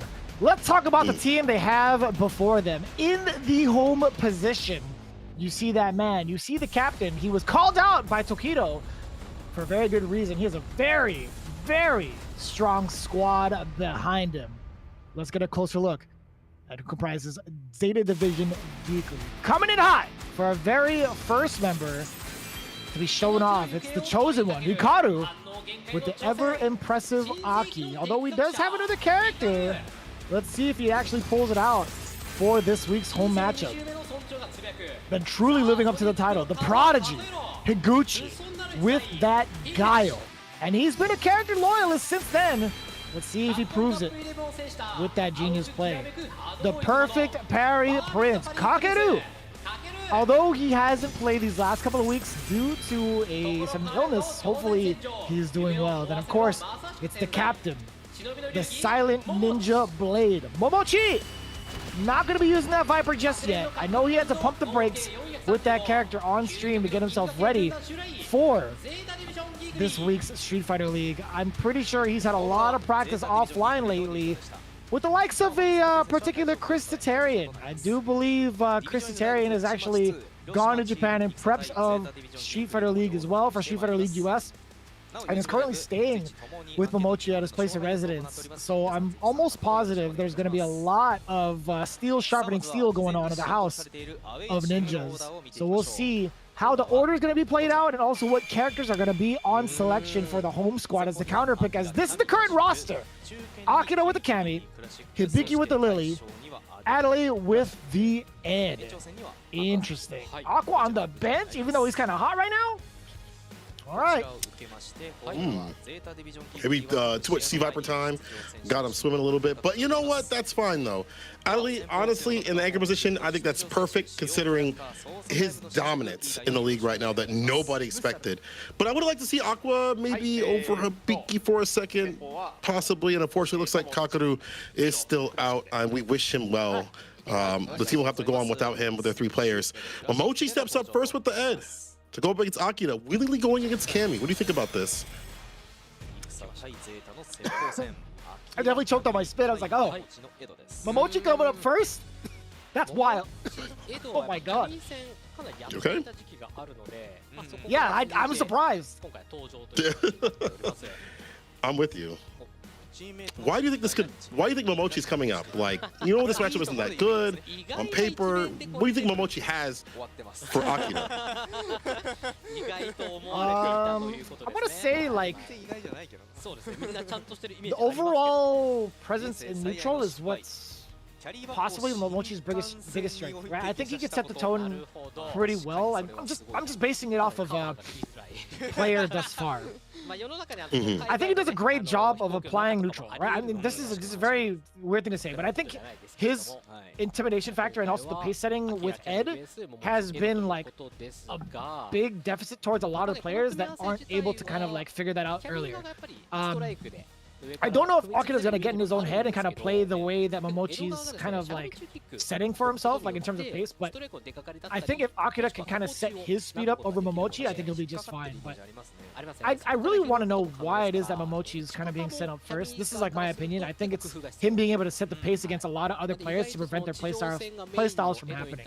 Now, if you were to ask me, like, on paper, Ed versus Cammy, I think Ed does a pretty decent job of keeping Cammy at a certain distance where it's a little bit easier to call out some of like the dive kicks, or have a little bit more time to call out dive kicks. Although I don't think Ed may necessarily have the tools to do so, especially if it's a shallow one. Like if you bait out a DP, you are getting smoked, right? Double-digit startup, not going to hit till way later because of how when the active frames kick in, and also a lot of recovery. I don't even like the anti-air options that Ed has against Cammy specifically, right? Although roundhouse is a sharp angle upward, I still think if Akira is able to kind of like bait out any of those normals with like a shallow dive kick and be off the mark, I think Ed's going to get smoked. But there has to be something that Ed can do that prevents Cammy from getting in, and I do rely on the sparks into possibly fireball if need be, and not be predictable with it due to spin knuckle. I do like the normals that he has. I think the flickers are also really, really strong to prevent Cammy from coming in. But if Cammy gets that knockdown, if Cammy can score that initial knockdown, it's going to be so difficult, right? Ed does not have a proper reversal outside of super art, level 1, level 3, etc. Fact of the matter is, ODDP, it's not going to matter. It's not going to matter against Cammy, right? Crouching jab to start off and apply pressure is going to be too much. Yeah, easily baitable. But I do like your assessment in terms of like Momochi being able to control players and corral them. His hit confirms is really good, so I feel like if he does land a hit, it's going to lead into something usually significant, whether it be Oki or carry. The flicker cancels for the follows for like the mid-screen damage. So like at least if he swings on this character, he's going to hurt them. So it's going to be Akira. It's on him to stop the obstinance. That's going to be happening, and set up his own obstinance as well. Can he get in and hide those intentions? Can he get in on the ground against someone that's all about that control with those buttons? But as you mentioned, all it takes is one dive kick to clip a stand medium kick, or a button, or a bad anti or roundhouse, because the risk reward is going to be in favor of Cammy, especially at the beginning of the round. Because once she gets going, it's hard to stop the snowball. Momochi, I mean, he's a lab rat. We've seen him have these really particular, minute situational things where most people might mash, parry. He will find different answers in matchups, and he just grinds things out. You watch the stream, he's sitting in the lab for hours upon hours. Actually kind of therapeutic. We're getting the interviews from both. But I'm curious to see what Akira is going to present. Knowing all these things, I'm sure he does. And he's kind of been, as a player, better than what we saw him at the beginning. We remember him being either really, really hot or really cold. Now he's a lot more hot when he needs to be, and also going to cool off when he needs to as well and pull the brakes. Let's find out how it plays out. Momochi already trying to set the pace right. He's kind of walking up towards Akira and then immediately kind of going back to set himself up for the flicker. But now, preventing the jumps altogether. Momochi with the stand jab. Akira finding a way to get that side switch. Spending that bar rather early, I like that. The damage may not be great, but the side switch is everything. Knocking on the door a little bit, caught a little bit of a walk back. Akira swinging for the fences now. Very delayed tech, I like that. Looking for the sweep for the knockdown. Some of these extended buttons. It's Akira. Spin knuckle in. You saw the screen shake, you saw the plus frames. Up in the corner, the dive kick hits the stand meter kick as prefaced. We see right there. Knocking the door with the jabs, finds an entry point, creaking it open, reversal stand fierce flicker, caught the 4 fierce, great call out, that jump like kick, beautiful hitbox on that side switch, spin drive smasher, right back up in the corner you go. You thought you left? No, you're already there.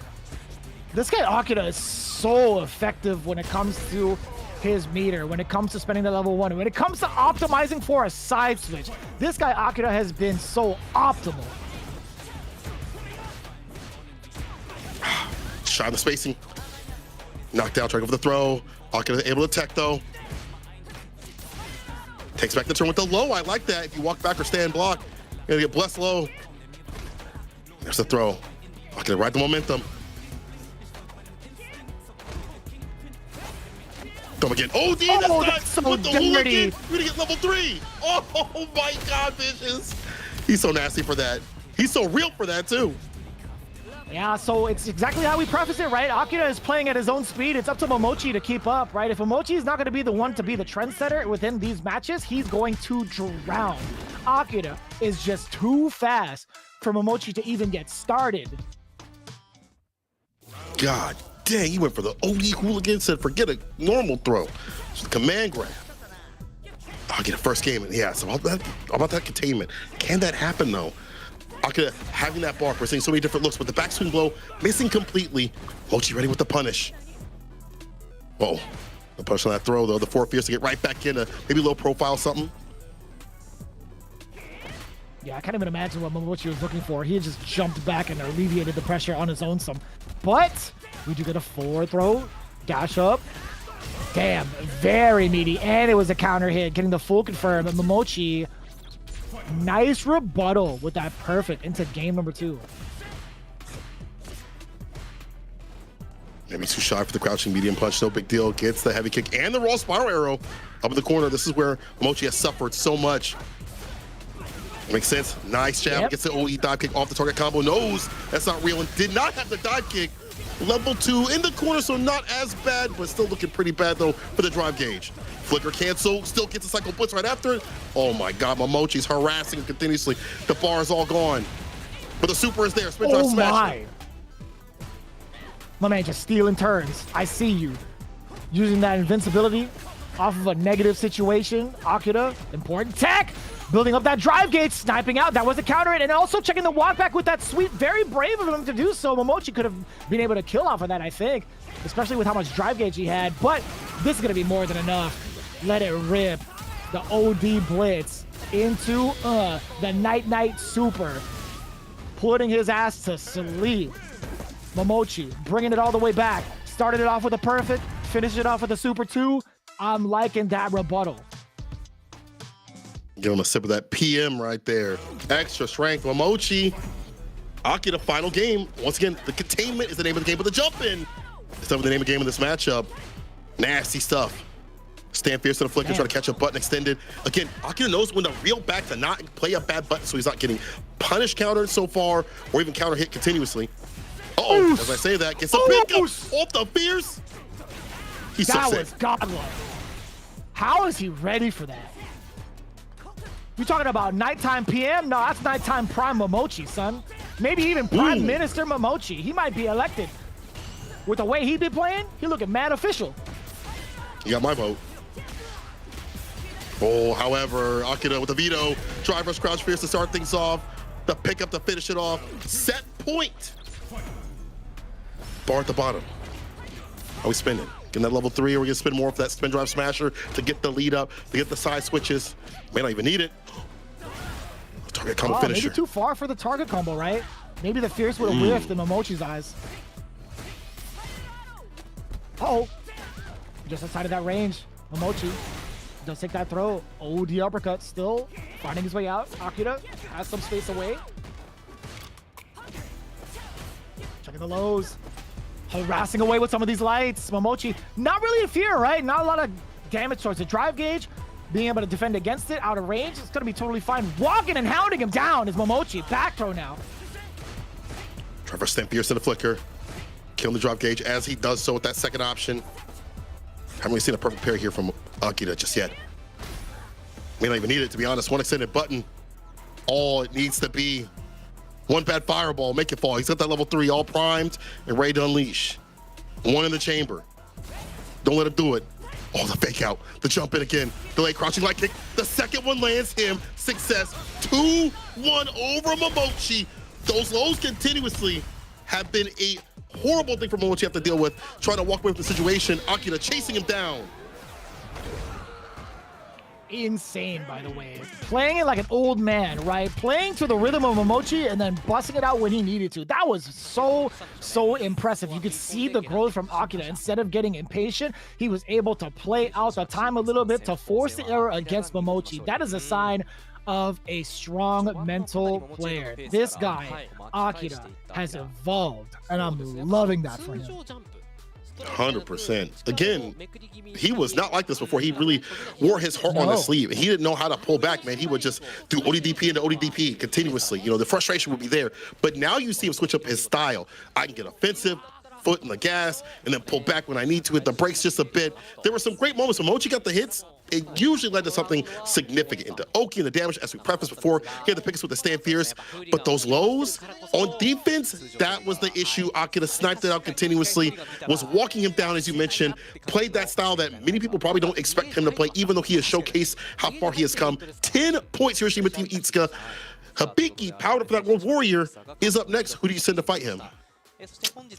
Ooh, that is a very, very difficult choice. I am not too certain who you would send up from the side of Zeta Division.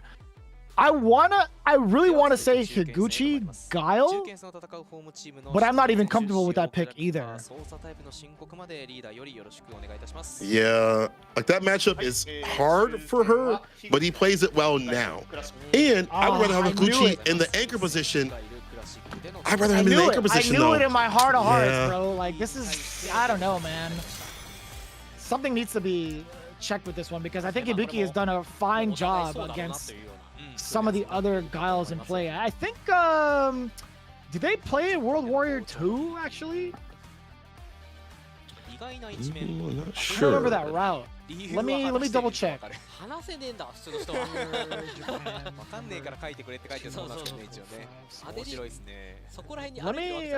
take a look at that bracket, because I could have sworn there was something very familiar with this, like seeing this right now. Deja vu. Looking at the top 8, did Hibiki have to face off against anybody here that was a Guile player? Probably not, right? Okay. Probably not. I didn't get to see, like, earlier in the bracket, like, outside of top 8. But I swear, there was definitely a showcase of, like, Hibiki smoking one of the Guile players out there. You know what? Maybe it's Suiji that he might have smoked. Because Suiji, I think, got top 24 or something like that, maybe outside. And I was watching him practice that matchup. He looks really good in that. And it makes sense, because over at Rebel Kumite, the last time that he played against, was it Du or Kainu? One of the Guile players, he got cooked. Like, he got smoked. And I think from there, he's like, all right, I got to learn this matchup, get more informed. And when I watch him play it now, he knows how to play it close. He knows how to eliminate the lead up from the Guile players. And I would like to see Higuchi return that energy. But I thought Higuchi was going to play, even regardless of the matchup, in the anchor position, because they only have 3 players. That means you have a Blanca Aki against an Ed. And I don't know how those matchups go in full, but I feel like Adeli has been so strong lately that I'd rather have Higuchi go up, who has been finally getting some wins out here, instead of Hikaru. But we'll see how that goes a little bit later on. We're getting the interview with Hibiki. He said, I was expecting him. I'll win here and let Adeli get the 40 points.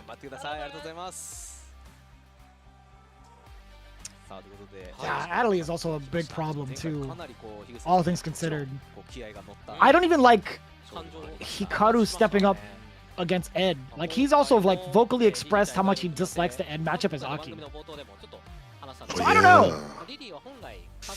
Do you think Blanca's gonna be the choice for that then? Like, you had mentioned Blanca being the side pick too. It might be eventually if things go bad with Aki, but it's one of those things where, is it ready? Like, are you ready to fight somebody who is so strong like that? Like, is that Blanca prepared? We saw it last week. It wasn't bad at all. It was definitely league ready, but is it ready for someone like that cat who has been so dominant, one of the most dominant players out here in league? That's for a later date. Right now, we'll discuss this. Higuchi up on the sticks against Hibiki. Higuchi said, last time I won, and I thought I could start my Street Fighter League from there. I knew I'm in good shape, so I'll try for the 30 points by winning here. I wonder if that means if he won previously, like in the previous match, because last time that he showed up, he did win finally. It feels better now. But Hibiki, man, I don't know. Yeah.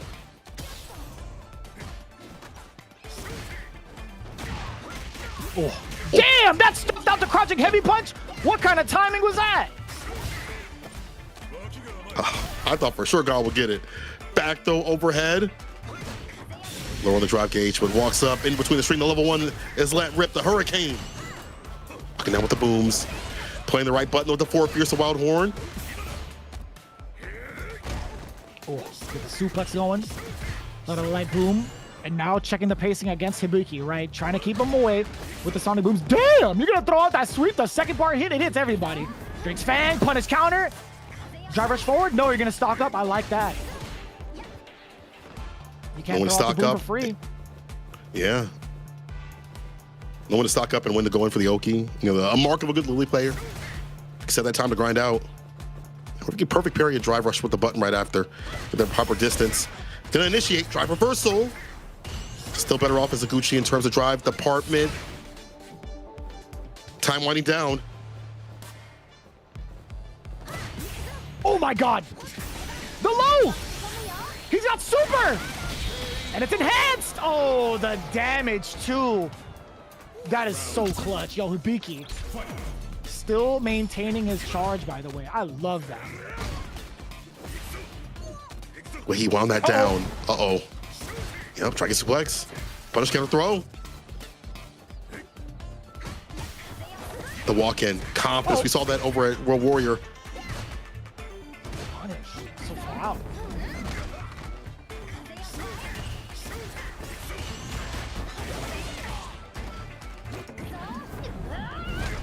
Bang. Hey. Damn, that's a lot of damage on a punish counter. Sweet Jesus. He's got 2 wins stocked up. This is tough. Hibiki. He gets to set the pace a lot too. There it is. Spire into level 2 again. My man is ready. He is absolutely ready for destruction. That is an extra 300 damage tacked on to an enhanced version. That is godlike. Good topping right there. Hibiki, be able to walk him down, perfect pair of the booms when need be.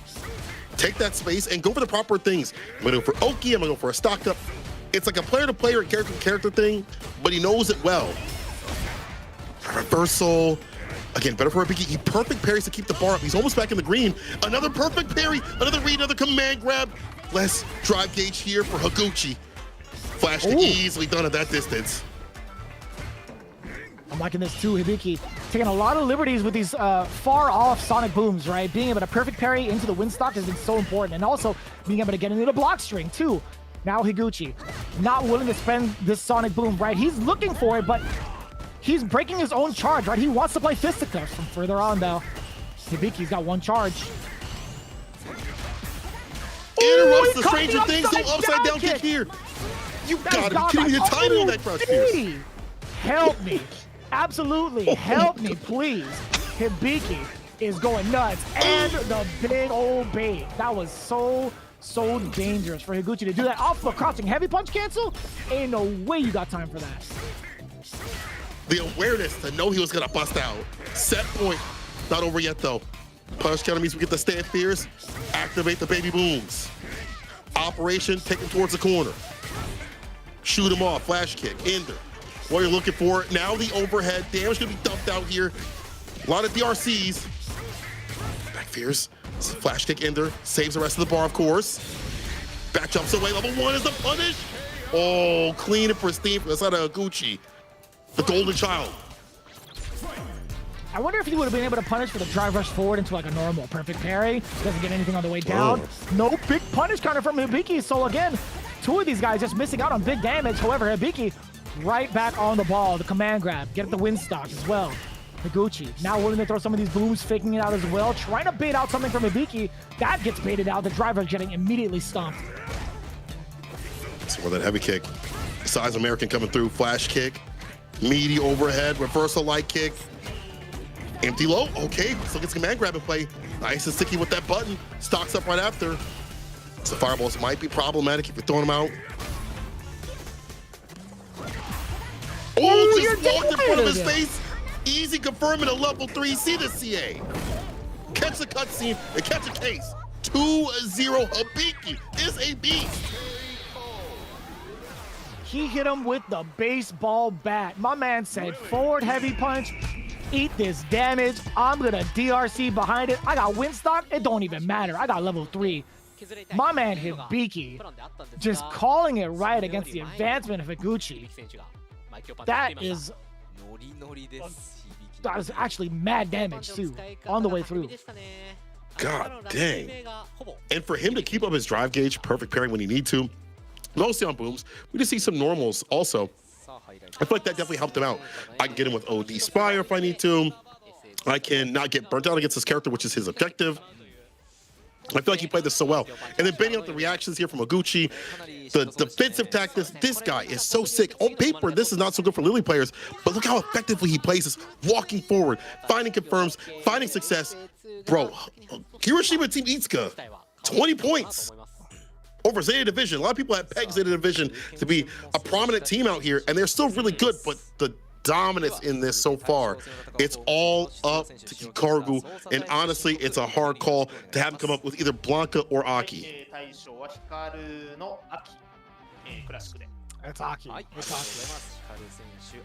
I hate to be the bearer of bad news, or the one to kind of enforce the rules here. So the fact that Hiroshima Team Ikusa does have 20 points in their name, the only thing that Zeta Division can do is force a tiebreaker with 20 points. However, that defaults them into a loss because they do not have a fourth player representing them. So no matter what the outcome is on the side of Hikaru, Zeta Division takes the L by default because of the fact that Hiroshima Team Ikusa does have the first 2 games under their belt. That is unfortunate. Again, well wishes to Kakeru. Hopefully he's able to return second part of the season, and more importantly, hopefully he's able to feel better. Seeing him on CFN does inspire some hope, but I hope he's able to play in full at the league. But as you said, it is what it is. So you want to get some points out here from that team and that squad. In terms of this matchup, I was watching Broski's video recently, and Broski thinks it's not too bad, but it might be even in his mind. But he's not fully sure. There's the ranges that Ed would like to control. Aki wants to fight them with stand medium kick, drive rush, and things like that. Light whip can definitely help out. But there's a different play style over in Japan in terms of how people play Ed and how they play Aki, and you know, I'm sure Broski notices that too as well. So like Hikaru not liking this matchup is probably like, oh man, these people out here play differently and they have an effective style against the way I want to play. I want to play aggressive. They're stopping me and stuffing me from coming through. And this kid is so good with the Ed. I think he hasn't lost a single like full-on match thus far. He had a close one with Goichi, but overall he has been coasting on the competition. Taking on the likes of like Tokido and legends like Mago, he's something different. He is definitely in contention for Rookie of the Year this season. Right, Adley has had back-to-back 2-0s in weeks 2 and 3. He was also actually poised to take down Mago when he did so 2-1. And then in his debut, he took down Goichi in the anger spot 3-2 on day 1. So yeah, he is on a pretty significant hot streak. You can see it down below on the left. You can see how often he's gotten these W's, and it's been every week. He's got 50 points to his name. This guy's unstoppable thus far.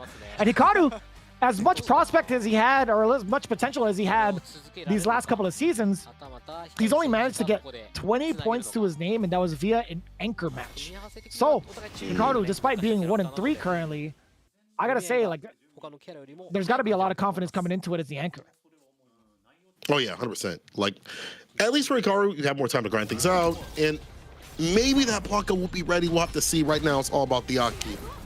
Toxicity. Perfect parries the fireball, but we'll throw him right after though. Hikaru laying it down with projectiles. Trying to find a confirm. Not to do it just yet.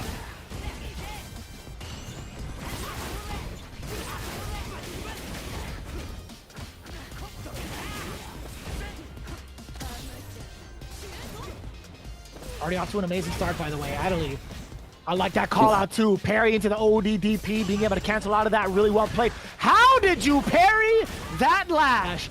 We got more Terminators on different squads? Skynut has people everywhere. Machines everywhere.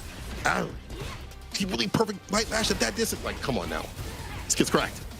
Fast fireballs to try to keep up. Drive rush in with a 4 fierce with a +1. Too shallow for that stand jab to hit. Still, stack accept, so all the hits connected. Oh, he's gonna coil up in the corner. Still gets a jump in.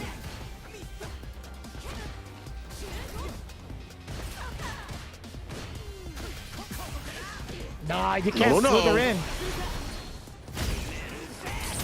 You can't snake your way into this one. Adley. Big body damage. Boom. Level 3, Hikaru. Trying to take in some of the sneaky stuff against them, against Adley, to get started perhaps, but definitely not gonna be enough for someone this ready. If you are perfect carrying Light Lash at that distance, you are beyond ready. You were born ready. You're ready in a different dimension.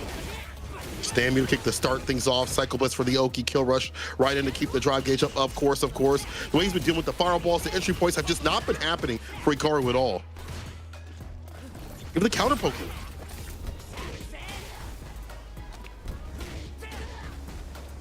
Forward throw, dash up. A little bit of a hezzy too. How did that hit Raw and why was he so ready? Silly question to ask, for sure. It's Adley.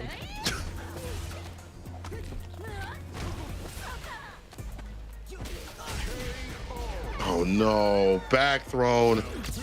Adley. As you mentioned already, I like the flicker every so often too as well. I feel like him having that, eliminate some of that fireball approach. And look at this, bar not utilized too well here for Hikaru. He's been able to expend and not get too much. We'll get that confirmed though to lead things up. Don't mind this, put the poison on.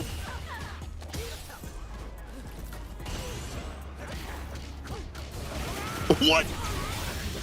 Jesus, dude. What happened there?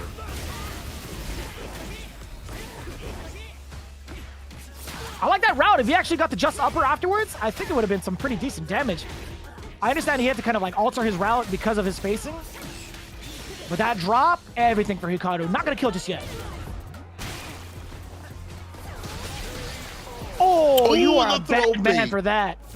That was sick. You are an actual jerk for that one. In a good way. In a good way. Yeah. You still won't see the gates of God for that though.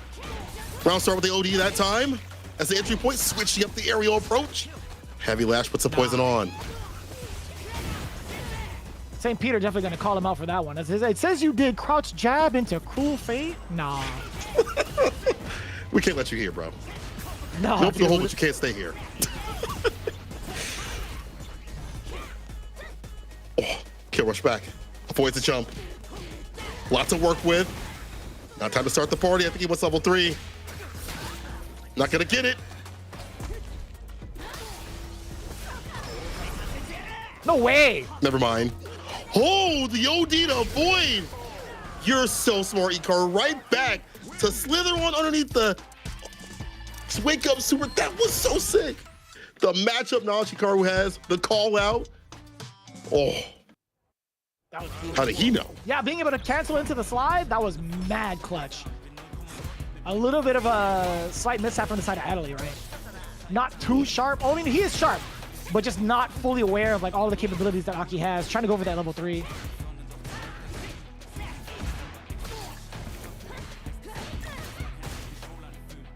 Just got knocked down. Stand fierce to the flicker. Hikaru just simply backs off. Established with the OD fireball, now putting the poison on. More of the poison puddle, I like that. Maybe the fireballs haven't been working out, so the poison puddle, better of an option. At least apply something for that secondary option to happen where you get the explosive damage that she's looking for.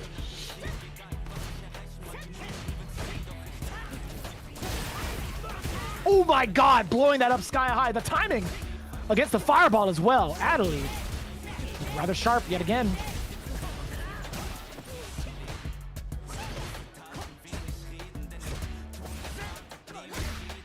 Too far for the throw. Easy call here from Hikaru. Damn! That was kind of OD. No pun intended. That was actually kind of OD. Well done from Hikaru. One more OD fireball or poison play and catching some of these buttons. Definitely got to figure out how to like capture something. I mean, he had such a great start. Perfect parries. Can't find the buttons anymore though.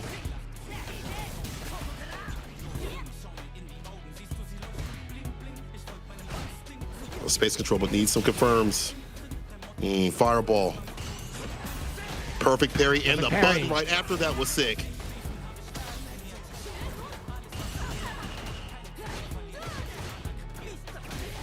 Oh, at least out of the corner. Adley chasing him down as well. Hikaru trying to change the pace a little bit, right? He's looking for a fake out too. You saw it out of there off of the bubble.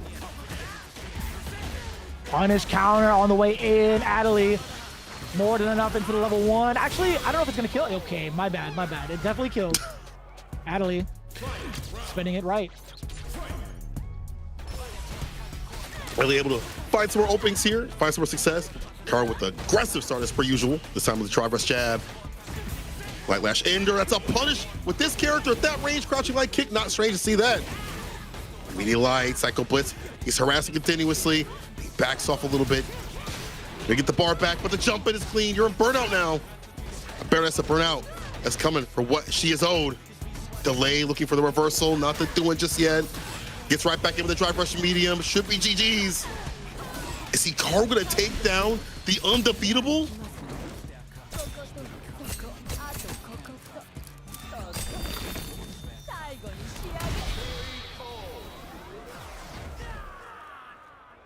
He's getting to it. That's 2 games so far against Adley. 2 games straight, no? Adley won the first game?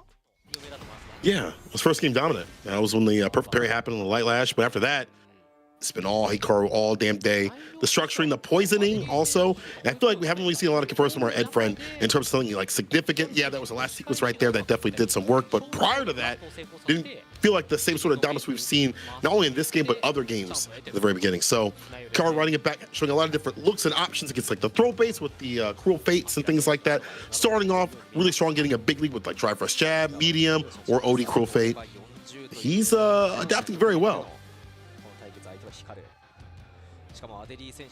We're starting to see a lot of differences between Hikaru against a lot of the Ed players that he's had in his record thus far. If you just kind of like look it up on Wikipedia, right? He's been low-key kind of struggling against this character for a good majority of the season. So there's something about like Adley where he feels the most confident thus far.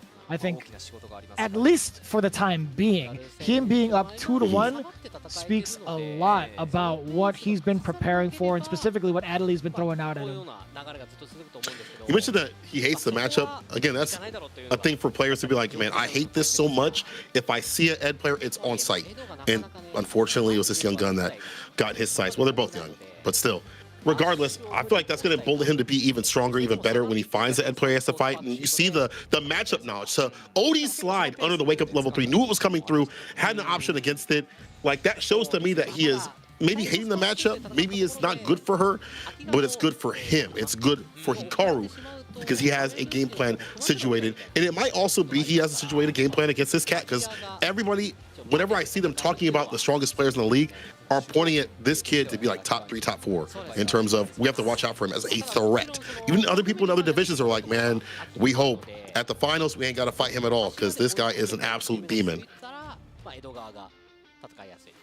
Yeah, I mean, he's coming in at a very, very hot record, right? Like some of the biggest point earners in the league include Adley, right? He's the reason why that HIROSHIMA team Ikuza is currently at the top of the leaderboard, or was at the top of the leaderboards at the start of the show prior to Reject's performance, right? He is definitely the main component that puts a lot of the team together, genuinely, despite being the rookie.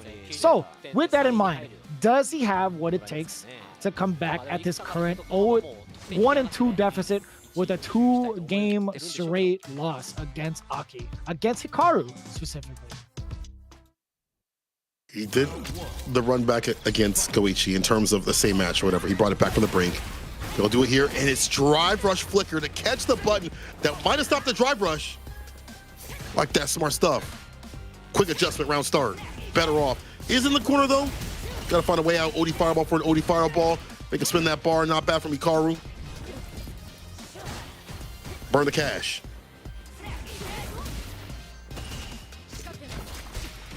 About to put a rock. Gonna dash on up. Hikaru thought he's within an angle to get at least the medium lash. That would have led to a pretty big stagger. Crumple, excuse me. Couldn't get in time, unfortunate. Drive medium. Take back the turn. Perfect parry, the punish right after the jab works out. Meaty off the heavy. Knock him down. Oh, the side switch, of course. That beautiful cross-up butt that she has. Better than most, better than actually everybody's. It's really deceptive, actually, so I will agree with that. Yeah. Well, not everybody. I don't know.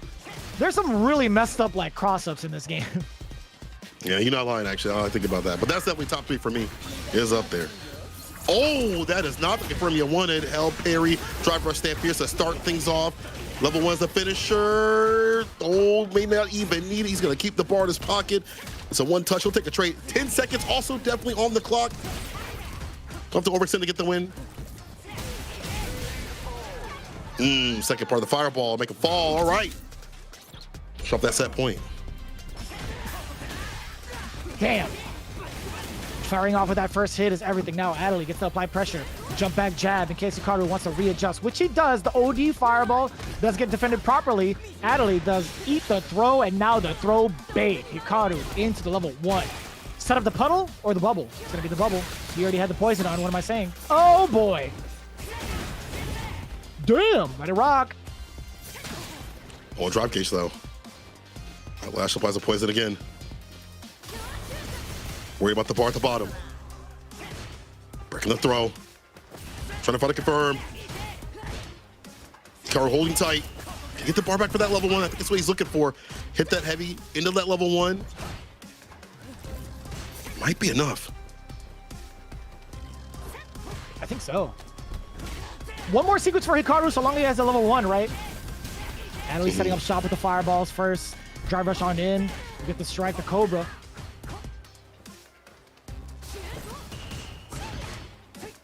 Heavy kick for the plus frames. He took his turn. OD fireball, perfect pair. The drive rush throw. The bait. The punish easy bait of it.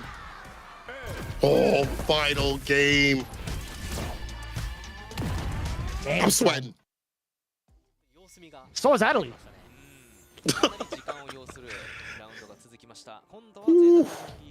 It's This a hot is match. tough. This is tough to manage, man. It's been last exchange was just so close for both. I genuinely can't tell who's going to be taking it the way that they've both been playing. It's weird because I feel like Hikaru has so many good sequences and poison applied and things like that. You see what he wants. Like he wanted that heavy kick level 1, or maybe a sequence into level 1 to get it done. And then we see the other players back off and find their moments and drive for jab and things like that. The adaptations back and forth with like flicker and presenting other buttons and other options. The timings have been ridiculous. I'm with you. I have no idea. And people at home, y'all don't know either. So we're going to take a little bit of a timeout, though. The final one between these two teams, because oof, it comes down to this, at least for the points. You know, you want to walk off with something. For ZETA. Yeah, no doubt. I think there's just so much pressure too, like with how much of a deficit ZETA Division's currently in. I don't think it necessarily like phases Hikaru because he's always gonna play for himself, right? Like there's always gonna be like that awareness for like self-improvement. Like surely you're on a team, but like for someone like Hikaru, he plays this game with like 16 hours a day, right? He's mentioned that in multiple interviews where he spends 16 hours a day and he plans it out to play Street Fighter, thinking about Street Fighter, etc. So I wouldn't doubt that he's got something ready to adjust towards Adley, but the speed that Adley's playing at has been so like touch and go, right?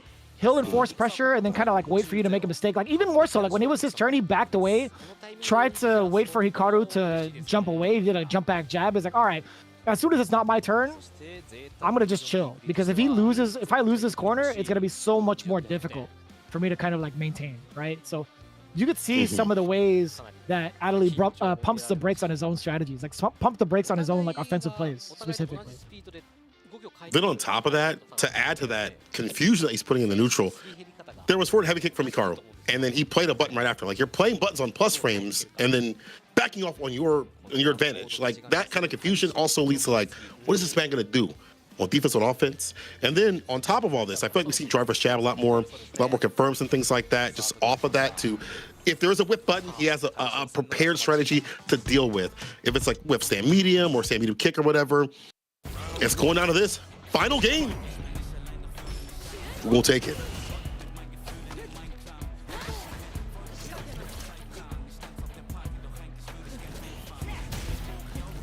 Trying to set up to Hikaru, letting the fireballs rock, excuse me. Cool fade on the way in, has to drive reversal, doesn't want to give him that chance for that plus frame scenario, doesn't want to give him that chance for offense. Adley with the OD fireball, but that's exactly what Hikaru wanted. The jump, it is clean. Nice and close for that throw. Try for a stand medium, heavy kick. You end your turn there. Backed off to get that anti-air. Almost got the overhead.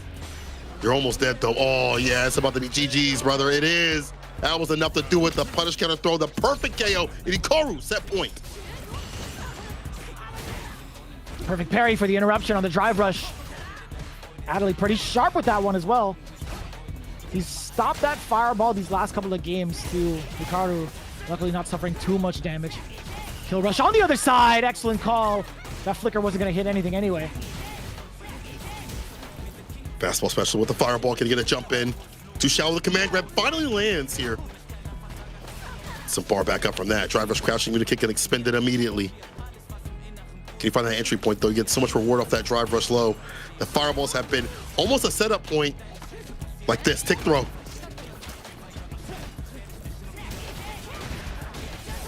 Oh, this is huge. Into the level 3. A gang of damage coming in. Both taking a fat sip of water. I'll tell you what, Adley, how do you come back from this? No way! That's gonna be a big bait! Hikaru doing what needed to be done. Get a W for ZETA for at least 20 points and also putting a mark. Scuffing the record of Adley coming into the anchor positioning. What a clutch performance from Hikaru. Adley is human confirmed. But even more so, Hikaru confirmed that he is well doing that matchup nowadays, at least. Well done for him. Blowing all these options, the matchup knowledge, and then just using the OD fireball and the normal fireballs to bail out the reaction. If you want a perfect parry, I'll jump in at this proper distance and punish you.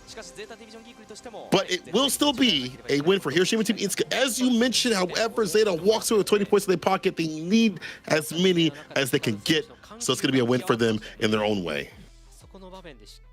Absolutely wild too to see it, man. Would have loved to see Kakaru come into the play for a multitude of different weeks, right? I would have loved to see like some of these dream matches occur while they're on the home squad, where they actually get to choose where the perfect parry prince gets to participate. But the party's not going to be over just yet. I will say this. It is the first half, after all, for ZETA Division. They still have plenty more weeks to go. Hopefully, we can make a recovery for not only the team, but for Kakaru specifically. But it looked really sharp from the side of Adley right off the gate, right? First game, he looked like he was in complete control, setting the pace. We talked about like that touch-and-go type of playstyle. Hikaru making the proper adjustments and really keeping himself ambiguous towards his approach. And it all starts from, funny enough, 3/4 to full screen. Yeah. Fireball setting up, the OD fireballs, play on the reactions of Adley, excuse me. The fact that he said OD fireball and then if you perfect parry, I'm going to jump in. At minimum, I'll take my space. At max, I'm going to get a fat jump fierce punish counter. That shows to me that he understands the matchup and how to set up almost like these trap scenarios and sequencing. Still, HIROSHIMA gets 30 points. That's not too bad for them. You know, that helps keep them in these top positions. But ZETA, as you mentioned, I would love to see more of that Kakaru. I think JP would have changed the landscape, even beyond like the dream matchups that we would have seen. I think having a JP would hella change the matchup for a lot of what came through. They could have had so many like counter plays and things like that. Like, oh, I have a JP for this, that, and that. But woulda, coulda, shoulda, unfortunately, and I hope Kakaru is feeling better enough to play. Good seeing him on CFN, but I want to see him in the Street Fighter League. We're getting the interview here from Aqua. Didn't get to see him play at all. He was waiting in the wings right there for the last match. I'm sure he would be one of the players that, if given the chance, that would also play C Viper. Like he said something on his Twitter, he was like, oh, I gotta go back into work for Street Fighter League Japan. I gotta, focus up. I can't be playing Viper right now. So I'm assuming later on, possibly, might be seeing some Viper from him. Him and Sako, possibly. Maybe. That is a tough call, after all. I am not too sure if that's going to be the character for someone like Kakaru when he has JP and Mai under his arsenal. So even for like Sakonoko, I've watched him play. He can do all like the heavy execution stuff, but when it comes to like optimizing, I think he's a little bit behind the pack in comparison to the other Japanese players that have taken a kin towards Viper, despite not maining her, right? There's just so much tech just being developed so quickly. Like, I trust Sakonoko to kind of start it off and like set the trend towards like what you can do with the character, but in terms of like optimizing it, I put him in like top 8. Ah, okay.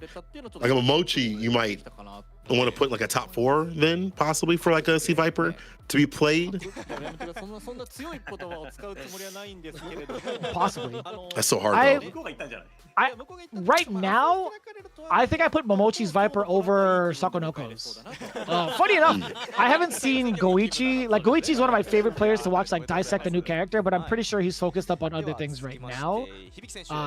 Just like Street Fighter League and also just like things coming up, I think at the end of the month, if I'm not mistaken, somewhere in Atlanta. Hot Atlanta. So dude, I want to go. I want to go so badly, bro. I really want to go there. But anyways, yeah, man. In terms of like Viper play, hopefully we get to see it. Like, I want to say, I think Tuesday she might be legal, although she came out on a like what Wednesday technically. So maybe not. Maybe not. Maybe next Friday or the next day after that. I mean, excuse me. But possibly, we'll see if the players want to utilize that character so early. I think there's benefits and obviously minuses, cons to that. You know, the benefit is you have the character, it's new. People don't have like a defined game plan against her. If you've been grinding her out, maybe she'll be ready enough to take a bit of first two, but also unfamiliarity could hurt you. And having a solid game plan to fight somebody also might be ineffective. We'll see who takes a bet on that with the character. Let's go to the interview. Aqua was saying it was only a wait. It was away on our side, and we have not been playing on the away side for a while. Sorry, it's early. It was really difficult to read the order. It was really difficult to read the order. I guess it's really difficult for me to read, apparently. It went well for the most part. And Delia was still in good shape, so no worries from us. I could have said, it was almost the first time I matched up with Momochi. I'm going to be feeling good about tonight, or feeling good tonight in the tournament tomorrow. So there's a tournament going on tomorrow. I'll get more information about that later on. But that's got to be feeling good. Like piecing him up here, and maybe have to see him a little bit later on. Oh, that's got to feel good. Yeah, hopefully. I'm going to take a look at the current score with Division F. I'm actually trying to see how often ZETA had to give up points because of the tiebreaker.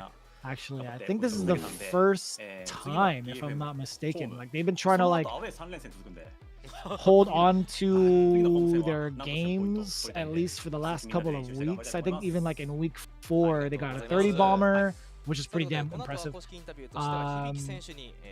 They got pretty bodied in week 3, getting 0-40'd. And then ZETA Division in week number 2 actually managed to get it 30-10 over VARREL. So yeah, this is the first week they had the default points. Hope that ends soon. I once again hope Kakaru joins. Finishing up the rest of the interviews, Hibiki said it was great that he was able to win the matchup. He feels that it's difficult, and he had practiced the most for the bad matchup, so it was a great win. And again, we saw that in the play. And our red friend said, I couldn't play with what I got ready, but I feel good about my move, so I'll play better next time. I believe it. I 100% believe it.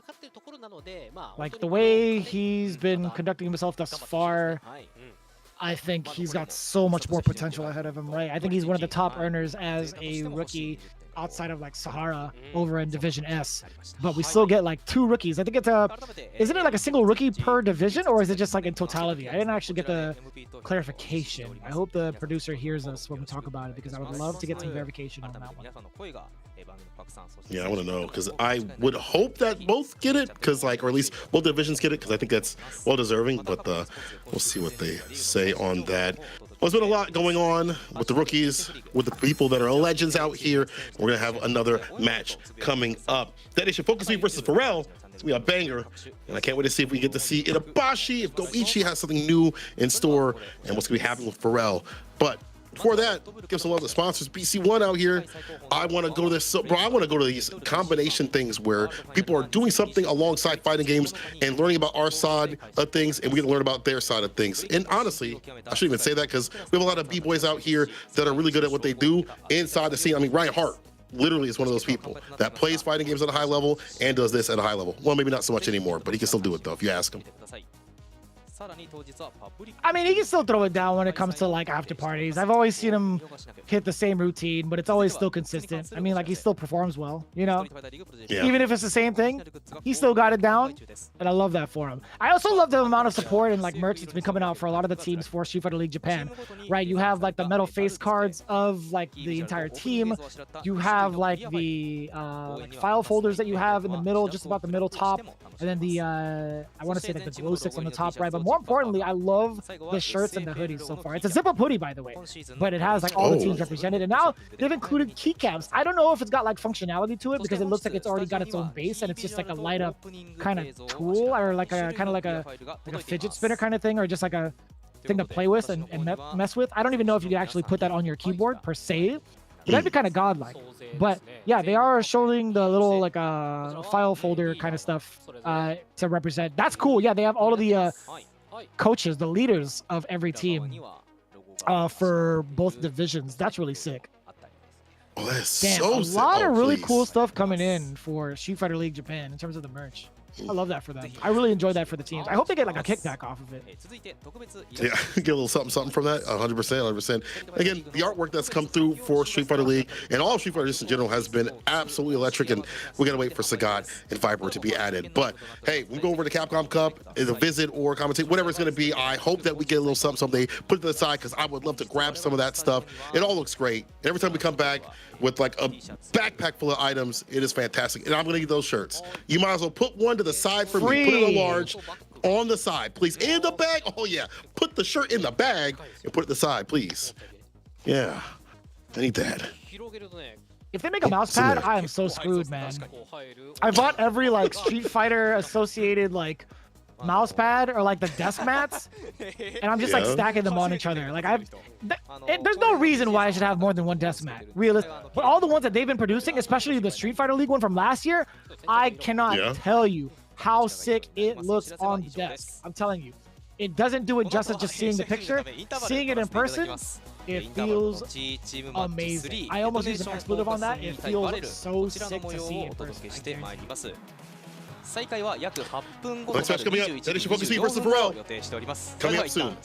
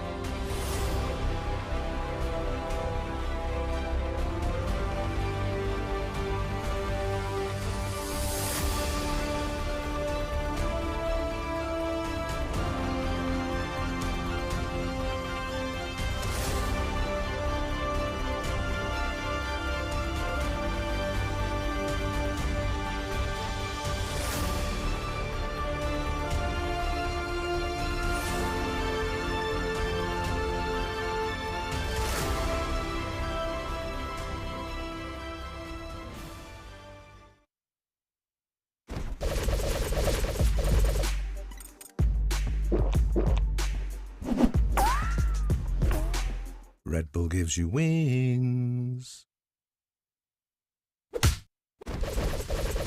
Shoryuken! Red Bull gives you wings.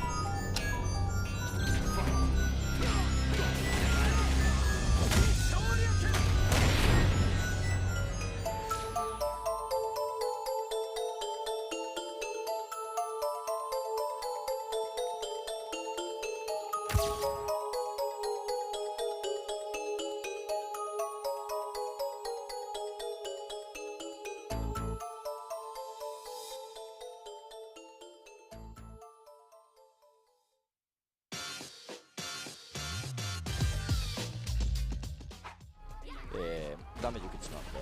中段いいよ。いいよ。ナイスナイス。見てる。これはしゃあない。裏投げは安い安いよ。あ、ナイス。はい。腕ちかな。はい。影の前歩きで崩してくる。投げ。はいはいよ。打っちゃうわけよ。でうまく運んでいきました。画面端が。ただこれ CA だったんで。おお、だから勝ったこれ。リサルや。いいじゃない。似てるかもこれ。足んないかも。円盤体力。打った。瞬間しかも。お怖っ。そこからコード。オッケー。ナイス。偉い。頑張った。完璧や。そして走ってくる。まだ勝ってるよ、大丈夫。勝ってるよ。ラッシュ中段リザルです、これは。うまい。いやー、ナイスアドバイスだった。さすがルシャピー。インパクトです。フリッカー狙われてるね、ちょっとね。その被弾が増えた。はい、いいね。これ。って言ったら三角跳び踏まえて。ナイス。ナイス。で、前エージョパンに立ち受けで差し替えするのは本当に難しいですけど。いた。中段来るか。体力どっちが勝ってる？ああ、マジかもしれない。チェンバーですが、マジでドット残るかも。そこ頑張って。破産中ね。ダンプ破産中。安定破産勝てます。バーンと中のフードあるよ。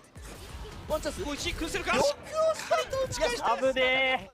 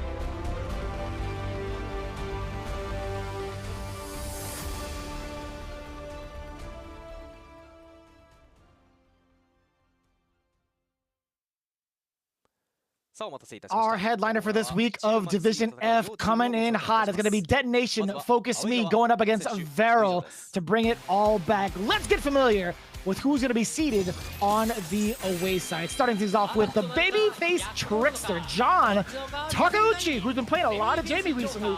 I hope that's going to be the choice again for this week.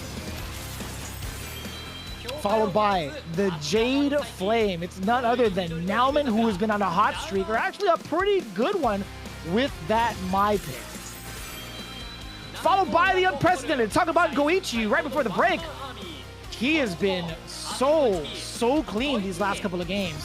Let's see if that Chun-Li prevails this week. However, all because of the Cyclone Commander, the head honcho, the boss, Itabashi Zangief, the coach of DetonatioN FocusMe. These guys have had a pretty interesting start to the first half of the season. I'm kind of curious to see how they're going to close it out for this week. Going up against VARREL, who is only 10 points behind. Let's see who stays fine, who takes that position over the other one. They're staying in the home position. Will definitely help out. They have a good variety of characters, and also they have Bagojo, the GOAT. September may have ended, but his dominance will continue to reign if it's allowed. We'll see. I like this composition of team players and characters. Let's get down and dirty with them. Team of VARREL on the home side, kicking it off. Be having the exceptional Pat Master, DJ Tiesto, remixing your face with his Akuma, doing very well, very much more informed on his decisions and his confidence in his play. The Yoga Monk from the top rope, Waichi Mochi, putting hands on the man with that sim. After that's going to be the Prince of the Rapids, always swimming upstream. It's Mizuha with the Kami and the Mai, if need be. Got both at the ready. Our final one is the 2D god himself, Bagojo, the protagonist. Will he be coming through in the clutch for his team? Will he be in the anchor position? We'll have to see on this episode of Street Fighter League Japan. Now this team, a little bit lower in the runs compared to their opponents today, but today will also determine who is up there in, hey, yo. Just the jawline is crazy on Mago every single time. I feel like it changes. Yeah, dude. I can't stop looking at it, bro. I am just so enthralled and amazed at how many times he could just look at the camera and just have the same poise every single time. I'm impressed. Takes a lot of dedication. Either way, let's talk about that order. DetonatioN FocusMe with Goichi up front with Chun-Li. You know, I'm not mad at this order at all because you got John Takeuchi back on the Jamie, then Nauman with Mai at the very end. Not mad at this really strong lineup at all. I'm not either. I think having Goichi in the anchor might be kind of detrimental because of Waichi Mochi with his sim. And I'm sure Goichi has a Kami, but that Chun-Li is what we see from him continuously. That's the bread earner for him. So I like Goichi going up first. As you mentioned, Nauman with the Mai and waiting in the wings if need be. In the background, if need to be unlocked, it's Itabashi Zangief with the Geef as well. Starting off with the Geef for that first two. If it comes down to that, hopefully it won't, if that's the way that DetonatioN FocusMe wants it to be. Goichi, though, I feel like, all that being said, you set up Waichi Mochi. Just let it rip. Right off the rip, just put the sim. Or Mizuha is fine. Or Mizuha is fine. Sure. You know what I think? I think Mago's going to go middle. I think Mago's saving himself for Jamie. But, word. I don't know, just like off the rip. I just saw the order and I'm like, huh.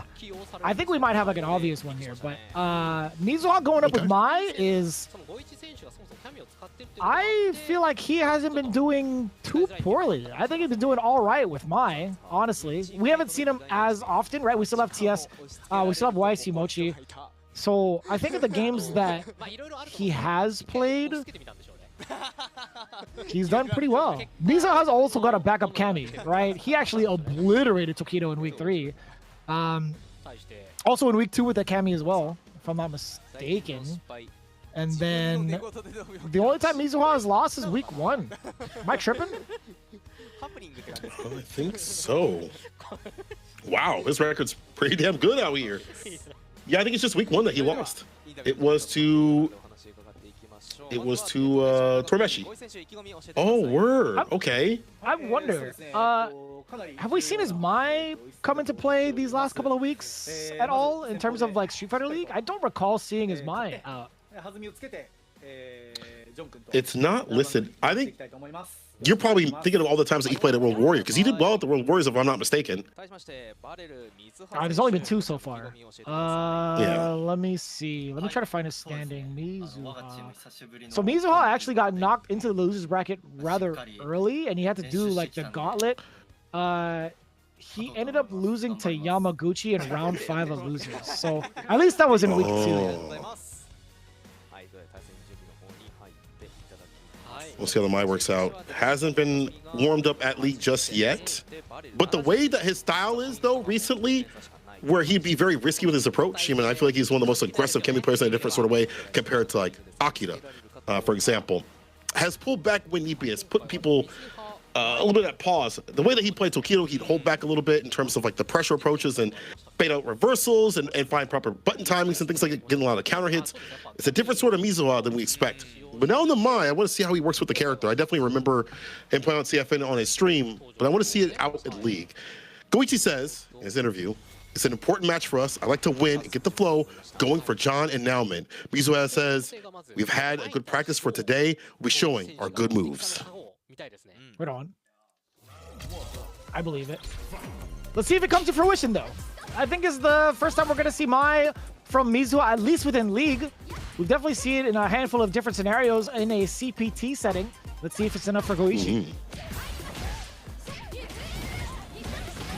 Already up to a great start. That elbow rush carry Ryoki is just tremendous, by the way. Oh. DP into right there. Frame kill for the throw. She's just so close after these throws. And the fans that presented right after, the best corner pressure in the business. Goichi, defense is being tested. He's not going to bite on anything. He'll take another throw. It's one more hit, though. Oh, perfect! Being able to just stomp out Goichi's impenetrable defense, mostly the wall that we've seen week after week. As soon as Mizuha lands that first combo to get into that corner carry positioning, it's been so difficult for Goichi to kind of like muster up like any sort of like real defense towards it. And you see how impactful those throw loops can be? Overhead. Are you kidding me, too? What a call. That's throw number 1, at least in this round. Do it again. More active defense here. Goichi with a low profile. Overhead, gonna be back thrown instead. Mizuha puts it over the corner. Another overhead. This man is an overhead orator. Level 1's gonna make this even more difficult to deal with. No parry attempt. The crouching light kick opens him up. Once again, these lows are catching Mizuha. So that's the lead, though. Still has resources. That's level 2. And he's playing it out, too. Mizuha is definitely down to play the clock out, right? Because Goichi, he's looking for the fans, right? He's looking for a way to buffer into level 2 to get a continuation, and he strikes first. Goichi, being at the deficit, he understands that's 1 throw so far, but being at the spacing, Mizuha is just big chilling, right? Goichi can't throw a fireball either, technically, because of level 2 having the buff. Exactly. There's a burnout, even less options. Fireball, it's tough. Oh, from closer range, though, it's tough to call. Counter hit. Mizuha now on the offensive. Because of the burnout factor, Goichi does get forward thrown. You could get chipped out, which he will. No, he didn't keep the string tight enough. Goichi threading the needle past Mizuha's erroneous offensive details that he just missed. That is crazy to go into the Ryu Enbu off of that jab like that. Giving the game away. Wow, you had it in your hands. Don't let it be you. OD fireball to initiate, I like that. Don't get caught up in the corner. ODP though on the reversal from Mizuha. Try to stay with the bar is so low in terms of drive gauge. Mizuha backing off, doing that slow and low. The switch up pressure. Walking Goichi down, go back though here. OD fireball, Hazachu, not able to hit. Trey, you'll take that as Mizuha eats a fireball. That is fine. No swift thrust follow up. DRC would have been damn near close to burnout. Anti-air? Oh, that was even a cross up. Oh. Man, Mizuha leaving a lot on the table. Even though he won, like granted, he got the big W, and I'm happy for him. Could have been like DP Super. It could have been chip out from the previous round. My man's like playing with his food a little bit, but he's all right. He's doing all right. Careful, that food got some spice to it. Wish if he turns up like volume, we'll see. Let's find the anti-air, crouch fierce, cancel into the fireball. Perfect parry. Keep the gauge up, keep your ground up. Mizuha definitely playing again differently than we've seen him years after years. A lot more 10 toes in sort of style. Boom. What in Nice the world? guy. What a call out too. Yeah, that burnout's gonna be inevitable. Mizuha in a great position to kind of go nuts too, so long as he can find a way past the fireballs. Goichi trying to go for a jump, reading something from Mizuha preemptively, and he's playing it so well. Mizuha could chip out for death, and it's going to be the throw bait. Goichi flinching back in his seat out of frustration. Mizuha with a slight laugh. The contrast. Oh no, the stress is definitely getting to Goichi. The beads of sweat are starting to acclimate. We saw putting on an absolute clinic against that drive gauge. Toss him. And with the enhancement, it gets even worse. And that's +1 now. In burnout, hard to deal with. Hexa throw right after though. Goichi trying to get active on the defensive calls. Delay crouching medium punch, but right on time. DP is fine right there for the follow. Another toss. And that's going to be enough to kill. Mizuha 2-0 over Goichi, breaking the defensive tactics that we know him for and staying solid. That was some bus ass. That was disgusting, man. Mizuha breaking down a player with some of the best defense in the business. Not even just the league, but on a worldwide scale. It's as if it never even phased Mizuha. He's like, what defense?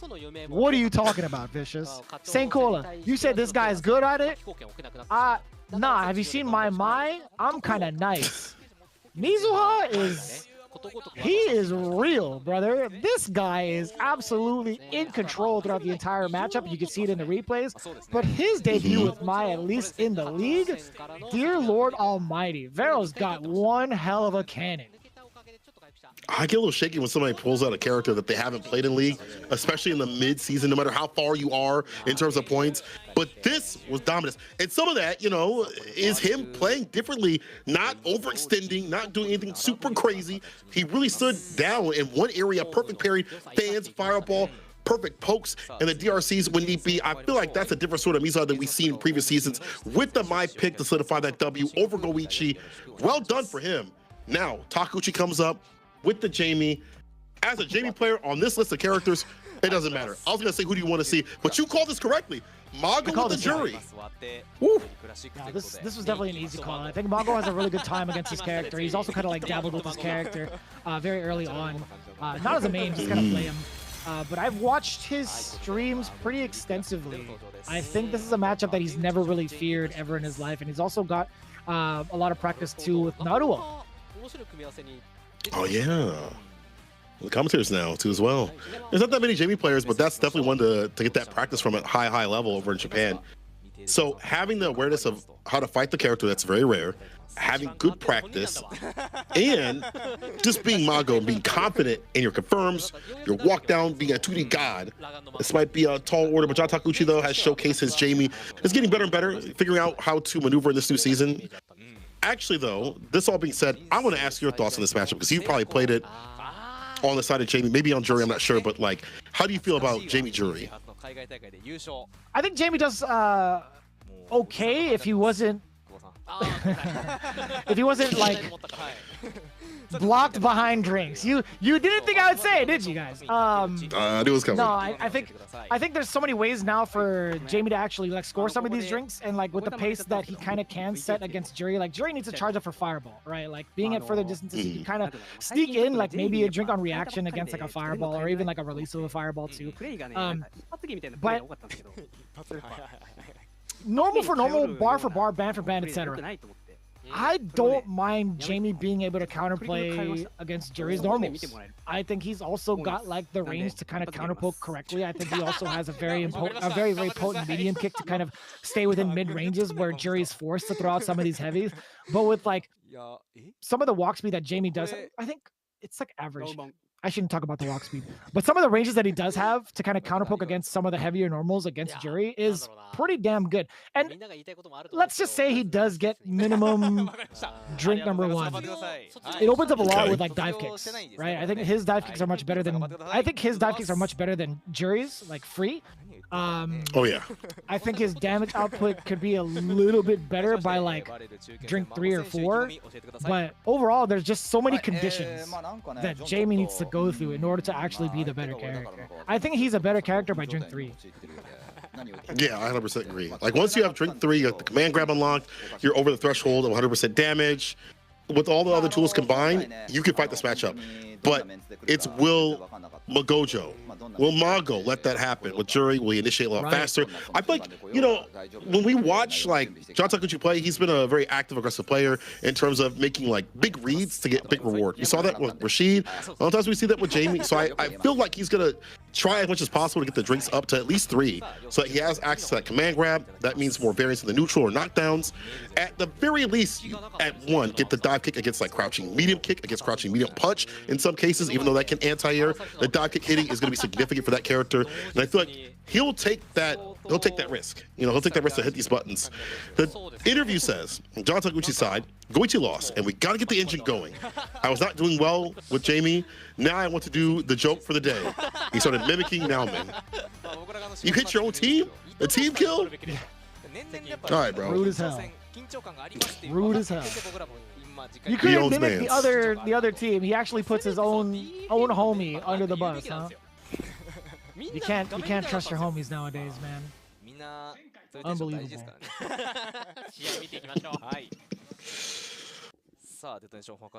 Oh man, Mago says, I guess John was excited to face me. He's joking around the interview. We didn't know how the order would be, but we got ready for anything. I can see it through clearly. I'll do my best. I'll probably do well. Excuse me. Let me give a little more energy on that. He said, I'll probably do well. Those are final words, though, I feel. Not now, though. Neutral jump. A toe tap. Him? Ain't no way. He got that eye surgery, too. I'm glad. Oh, yeah, you're right. Drink. Hello. I forgot the R in that word. Sorry. Drive rush on in. Play crouching medium punch. Get the forward throw. Toss up another one. Oh, the heavy kick. The step back. Gets a whip punish right after that. Sips a saw, Stampede kick over the threshold for the drinks of over 100. And that level 3 with the super behind it, easily done. John Takuchi stocking up when need be. This man is cooking and starts off with the overhead. I'm not gonna lie to you. I forget that he has an overhead sometimes. That's straight up facts. Like, it's just, how often do we get to see it? Barely? Yeah, rare. Yeah, I agree. How often do we get to see Jamie? Not ever. Also rare.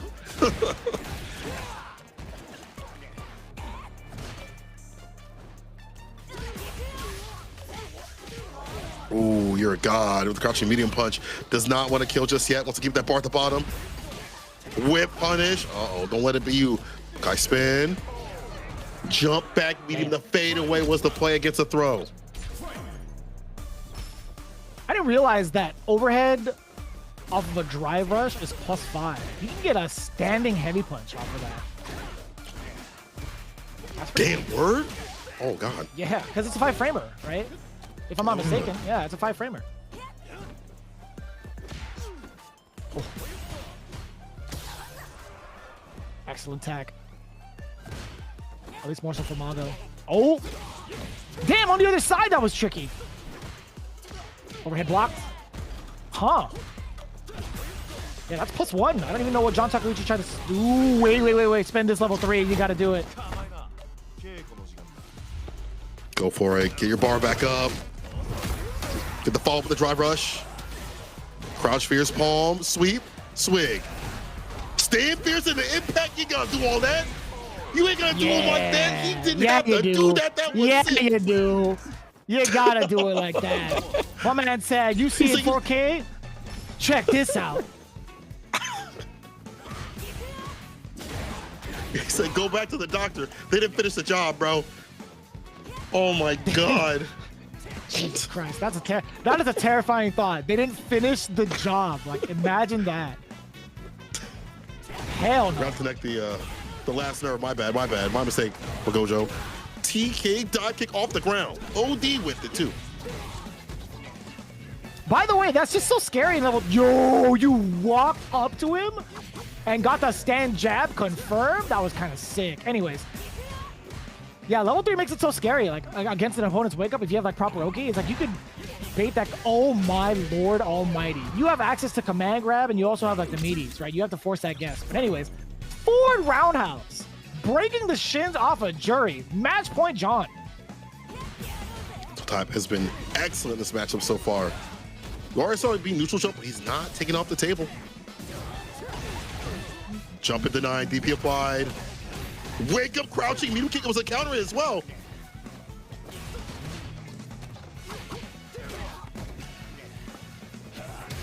Take a sip of that sauce. Still safe. Low medium kick within range. Opting to go for a drink. Oh my god.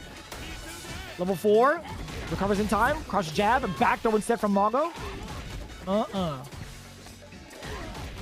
Another one. Recover stand medium this time. The throw. Even harder to deal with. Another throw. The fake out. You should have never let him live. Crouching medium punch ends it with the back to the lab again. The CA to see him off. 2 games. John Takeuchi. Too tricky with it. Damn, son. Aggravated assault. He was level 4. He got the critical art. He got so much damage going into that sequence. John Takeuchi. He's been making some of these jokes, and I guess it's been helping him out. He mentioned it over at the Red Bull Gaming Sphere. He's like, yeah, I've been on a losing streak every time I haven't made a joke about one of my team members. So I guess that's like some sort of like voodoo magic. I don't know. It's worked out. I'm very surprised that he's gotten away with what he's gotten away with so far. Like, obviously, that drive impact, like, come on, son. Like, I know Mago might be a little old, but like that's rather impressive for him to kind of like check him that way. Yeah, I just feel like John Takeuchi, again, you might have practiced with other JV players, but the way he plays his character is so different. The staggering of normals every so often, oh my god, and the confirms, the reward that he finds. Man, Jamie is so sick. And John Takeuchi is too. Ties it up for his team. Final game of the night or day, wherever it is, depending on where you're at. Nelman with the Mai. Who goes up against him? Who will fight him? I would like to see TS come through. But Mochi's also not a bad pick, though. I don't know. I like TS here also, actually. But it's Mochi. Okay, this is going to be much more of an annoying matchup for Nauman. I mean, let's kind of talk about it bare bones. Okay.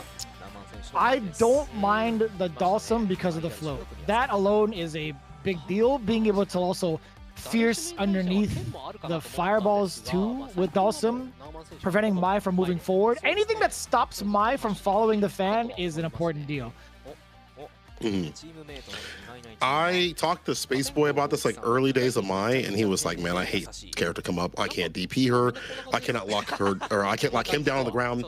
When I'm throwing out the OD fans, as you mentioned, or the fans, he just floats over. I waste resources. And now, with her having a bigger hurt box on her fist when she throws out the fan, even easier of a time to jump fierce or jump heavy kick, whatever it may be, to make things out. It's a very annoying matchup for Mai. You know, obviously on the ground, she rules.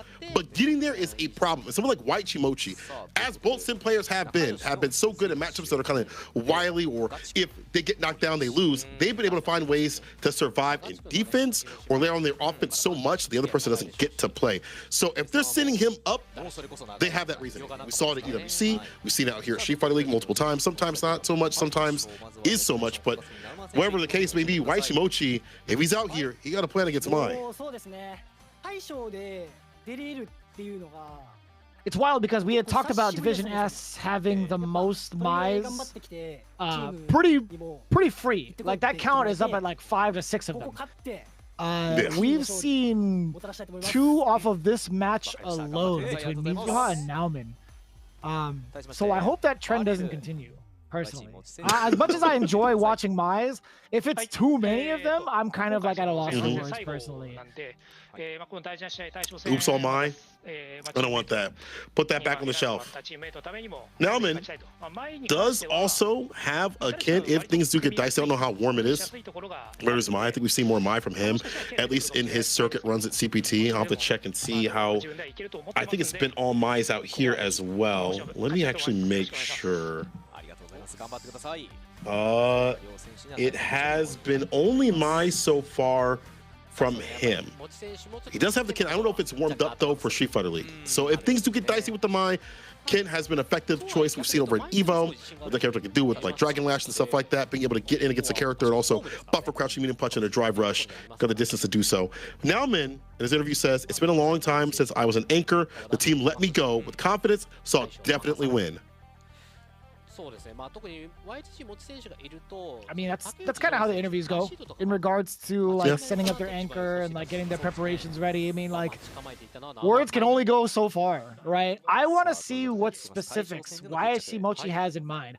I want to see what normals are going to prevent Nauman from getting in. I want to see if Space Boy had the same exact sentiment that Nauman does, and if Nauman experiences it in this anchor matchup. Shimochi did say that Sim has an advantage against mine, so Ken might come out. So he also thinks that too as well. But he's here for the team at the anchor spot, so he's gotta win. Wow, the Sim player saying advantage against mine. I like the different schools of thoughts out here in terms of like who beats who, in terms of like regions, right? If you ask people in a different region, they might say even, they might say losing. But Japan is something different. Some of that's play style experience, and also, you know, we're all developing this game, and the meta is still changing and evolving. So I like that he has the confidence and clearly has a game plan against his character. We're saying all that. I mean, we could say that, right? We'll see if it kind of like backfires or not.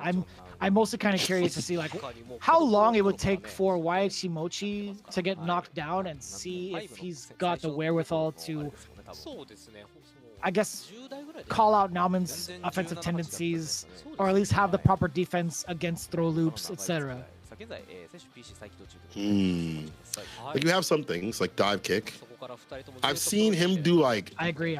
Like dive kick and a punish counter, and if like the advantage is not enough, which it usually isn't, he'll like backdash and call like your throw or your button if he has the space. He'll play like the back medium kick, divine kick to punish the next interaction, or he'll wait it out. So like he has like the structuring of like, oh, if I hit you with this, I don't get that much advantage, so I'll go with this or whatever, right? So like, yeah, I agree. I want to see what he does on defense. Like when the teleport's going to be coming through, will he go for an immediate side switch teleport because he knows how dangerous a level 1, even non-level 1 Mai can be up in the corner with Sim, and how much defense Sim does not have beyond just the dive kick and I guess wake up super. Rather use that for damage. It's kind of tough, right? I think like from certain spacings, like at most you could probably be like +10 off of an HK or like a heavy kick drill, but plus punish counter included, it's really tough to tell at like some of the sharper angles because there's so many different variations. There's so many different like things that can happen within certain spaces for a heavy drill to hit. So most of the time it will be plus if it's a punish counter from that close. Plus enough to get a link of a like maybe back medium kick. After all, like I don't even think back medium kick is going to be that hard to pull off of something like that because it's like 8-framer. So I think having that in your back pocket against throw loops is a pretty important thing for Dawson. Now that now that you put that on the table, I kind of like that. They're forced to really think about that air drill. Yeah, it's true. It's like, what's your defensive option against that? Do you delay your button? Do you actually block it out? You perfect parry that in, like prediction, which we have seen a few times from some of the sim players, whenever they fight, or the anti-sim players, the people fighting the sim players, excuse me. So I want to see that back and forth. And then what does YHC make you do after that? Does he side switch immediately? He set up the OD fireball arc and go for like a side switch punish? Does he take space and go forward with buttons? A lot of things you can do. And again, with the float being what it is and hard for Mai to deal with, that makes it a little bit more extra for him to be able to maneuver around. Even though YHC Mochi is more of a grounded base sim, he'll take the skies if he needs to. He knows that the game plan is, if I have to go up there, I'll go up there.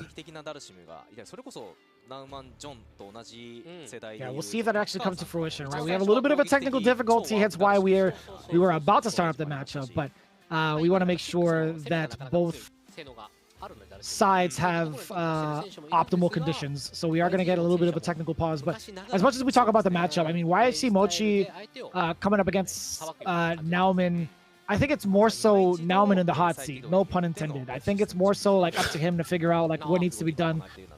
This is a very classic question that we pose a lot in Street Fighter League Japan, is like, how often does a player have matchup experience against X character, right? Like Dawson is definitely in that criteria of like anomalies within not even just Japan, on like a worldwide scale. Yeah, we don't have any big sim players besides Mia in the Midwest, in the US, and talking about just in general, and Zaf. Oh, well, there we go. Well, we definitely don't have them anymore. She's over there kind of visiting. But Zappa's got to put that character to the wayside. You have to be like born a sim player. Like your DNA has to be having sim in there somewhere. Like it's hard to be like, you know what, today I'm going to be a sim player. Like Mr. Crimson, one of the rare ones to do that. But also he might be playing Viper as well. Okay, let me stop with that because I'm just thinking about Viper. Yeah, I'm pretty sure like he was streaming all morning on release, and then I think he's streaming also right now, if I'm not mistaken. Yeah, I've been watching his VODs actually. Mr. Crimson is actually killing it with this character. Oh, nice. Let me see if I could find him real quick. Surprisingly, he's not on right now, but yesterday he was on for a hot minute. That makes sense. Mr. Crimson, in the name, Crimson Viper is where he got that name from. I hopefully get to see him play. I don't know if he's going to switch over in full, but you're right in terms of like sim players, there are not that many. It's a hard character to play. And I think you might have mentioned this, or somebody else did. It's a character that gets stronger after season. It's hard for the character to start strong. It's hard for a sim to have strong results because it takes so much work to understand the zoning, the spacing, the space traps, and then things change with the meta. So acclimating is a very difficult thing. But YHC Mochi and Tormeshi did well over EWC. They've not done too bad out here at Street Fighter League 2. So like, I think this is like a good glow up for them. It's like around the time where that glow up is starting to happen. Yeah.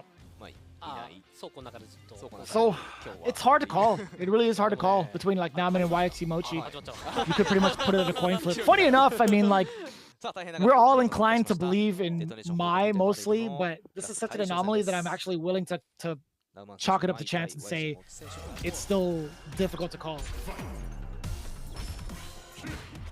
Time to get that answer.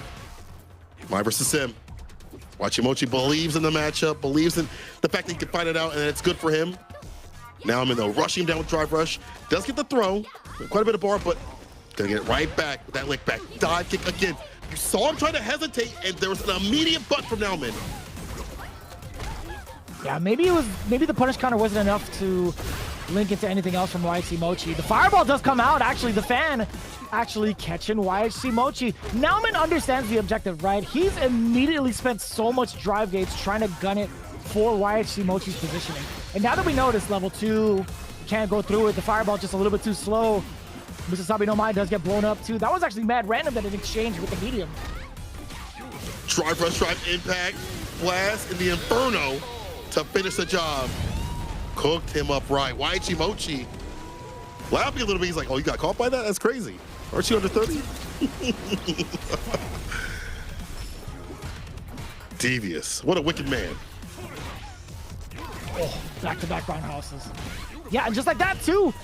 Just stuffing Nauman multiple times over. Just a foot to the face. Drive rush isn't going to be helping too much just yet. YHC Mochi just willing to kind of take it in strides. Way to back out of the way for the dive kick. Level 1 intact. Watch out for this throw. He's going to get the perfect parry off of the neutral jump. Side switch. YHC Mochi now in full control. So light, burn out, another DI. You are more than dead. Sansara built the bar. Oh, he didn't even need the level 1 follow-up. That wasn't going to be a sick combo, but it wasn't even necessary. The Sansara was enough to burn through the health. First game to YHC Mochi. You see the problems. It might be kind of hard for her to catch a button and drive rush right after. Like some characters like Ken and Terry have crouching medium punch. For her, crouching medium punch is good, but I don't know if it's as effective as those characters. I might be wrong, but we don't see the same sort of, like, for crouching medium punch, perfect parry crouching medium punch in the drive rush or whatever. He's just doing raw drive rush to get in where he can find a way in, but it doesn't matter. Waichimochi is not letting him happen. Yeah, I think Waichimochi has caught the timing on Nauman, right? You're starting to see a little bit of impatience right out the gate, right? He's just kind of like moving forward to close in on Mochi Estate, right? I think there's been instances where like Waichimochi wasn't as active in the very first round. He immediately switched that up into round 2 and it's paid off dividends, right? It's all based off of Nauman's impatience to close the gap from what I've observed.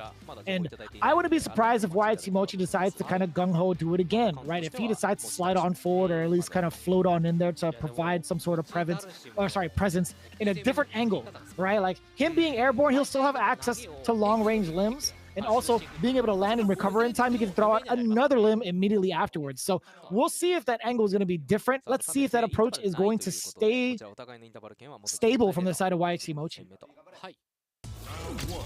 It have to be. Character switch up here for Nauman, doing something a little bit different. Back to the old school. Back to what we've known Nauman for. This is what Waichimochi also predicted too. He said if things go bad, it go into the kin. Second phase of the boss fight.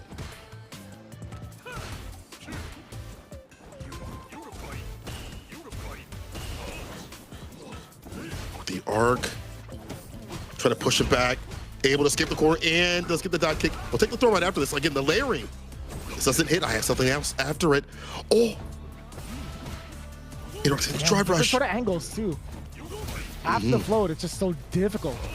Nauman not able to subdue Waichimochi just yet. Looking rather slippery so far. So many different angles being produced from Waichimochi to prevent Nauman from moving on in there, right? The slow fireball to at least halt Mochi temporarily. We do get a Jinrai. We do have some run-stop shenanigans actually getting a throw.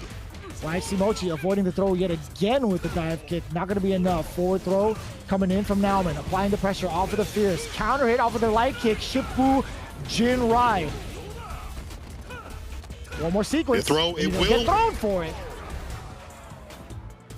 Of course. Keep the pressure up. Nauman, see the switch up, being able to get in more continuously. Or at least making the magic happen when he does. The Jinrai doing the drive gauge, the lows, as well as the crouching medium kick. Not like Maya has bad ones. Nauman, way better off in terms of like that timing because he's played this character for longer. And you're so afraid of a run DP or a Dragon Lash, as we saw at Evo. Could see it here. Oh, damn. Drive rush. Fierce to go into the fireball. Parries the divine kick. No gods here. What's a god to a non-believer? Ken's lost everything in story mode, bro. That's a bar. He lost his money. He lost his family. Now he's losing his faith. He got nerfed. Nothing for me. Yeah, dude. I'm losing neutral right now. Cannot find a way, and the fireballs are being floated over and they're out of range. Hold on now, excuse me. The jab against the drive rush does interrupt, and the throw right after. Tatsu, chin buster. Oh, the interruption he knew.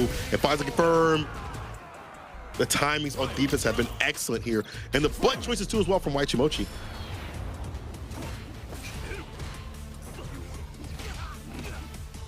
Out of there as well. If he's got more distance to him, that float is an excellent choice away from the throw. Forced to block, by the way, from the OD fireball. Waichimochi setting himself nicely with the meter that he's spent.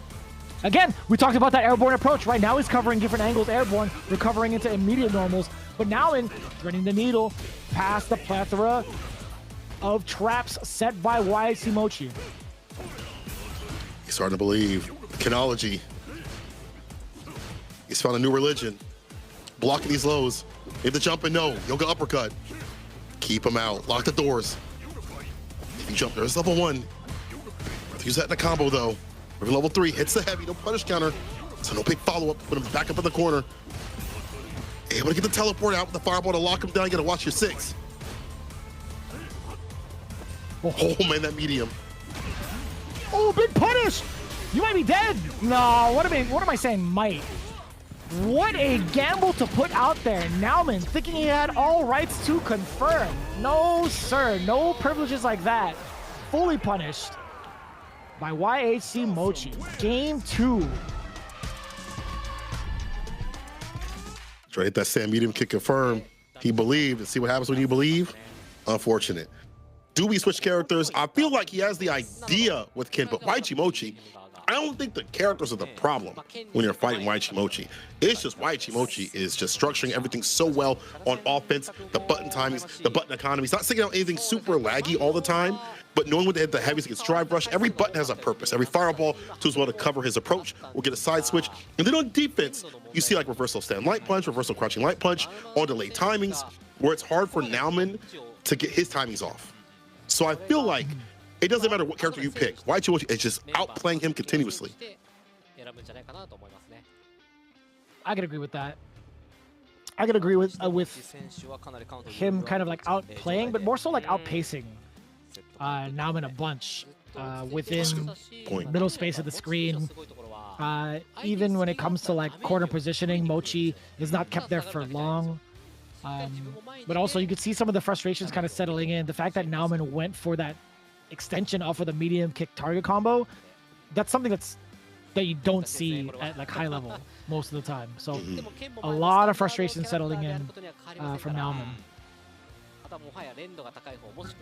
Yeah, I think when you're seeing something that a player does 9 times out of 10, especially in a heated scenario, and just kind of commits right there, that's definitely a sign of frustration. So I wonder what Nauman's going to do.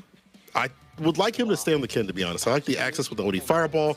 I like the Genrai. I like the threat of Run Dragon Lash, even though it hasn't really occurred. You know that that has to be a thing that YHC Mochi is looking out for. So I like these things in total. Will he stay on the Ken? Go back to being a my guy. On the Ken. Ride or die now.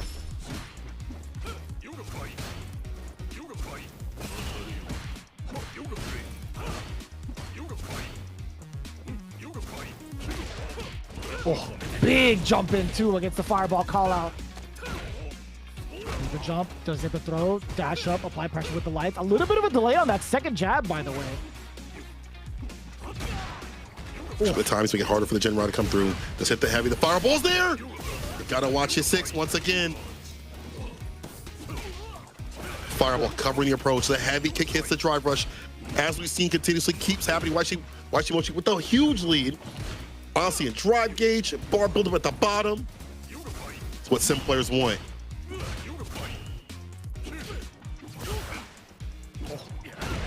Oh, big jump in against the Fierce. Hella recovery. Get the enhanced Tatsu, knock on the door a little bit. YHC Mochi not gonna budge. Drive rush, you thought. Drive impact, yes, sir. I like the aerial approach that Nauman is taking. Jump Fierce, downward reaching, probably better than Mines. Has a better entry point right there with the heavy kick as well. These things are adding up. What do you DP? Take the turn back. Get my lick back. Too far for the Yoga Flame. Not gonna even try to go for an E-punish. Want to back off, but the drop gauge looking a little bit depleted. Oh, but the jump in is clean again.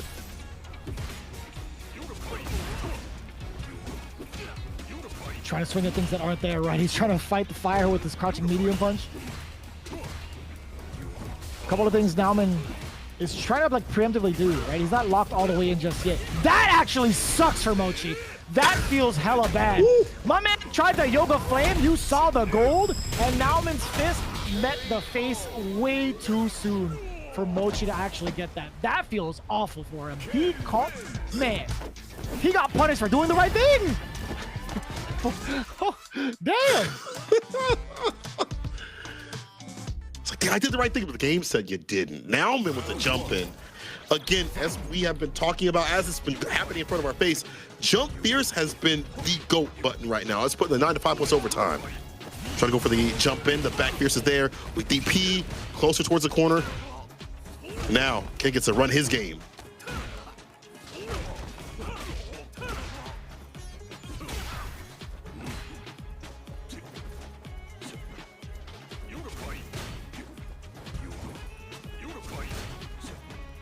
No perfect parry just yet. The pace.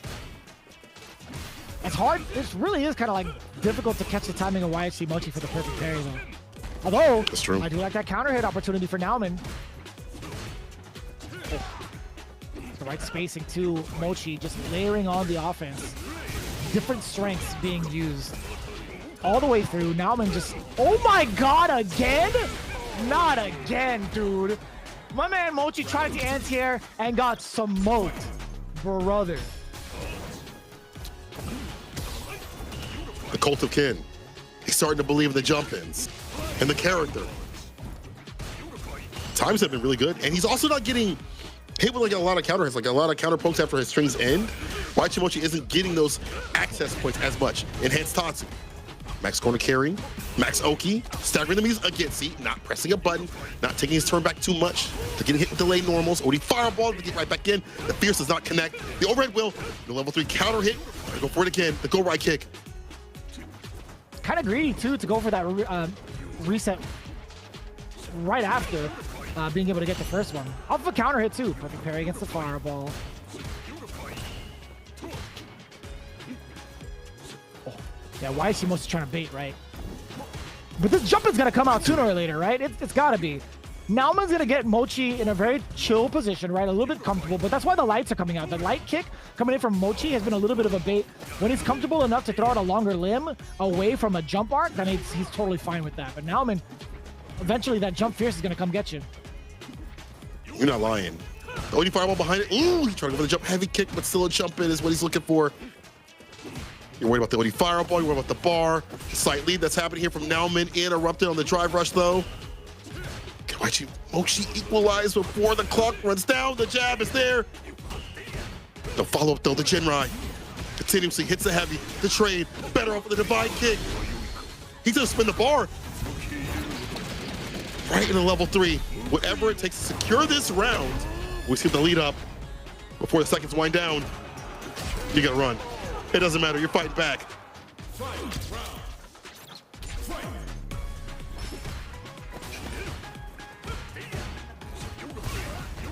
Oof. Yeah, YHC Mochi now at match point. The jump in again, ringing true. Nauman does get the throw. Do it again. And Mochi was ready for it. And the back throw. You lose all control after. Oh! No shot, dude. That was a sick snipe against the float. So many different options.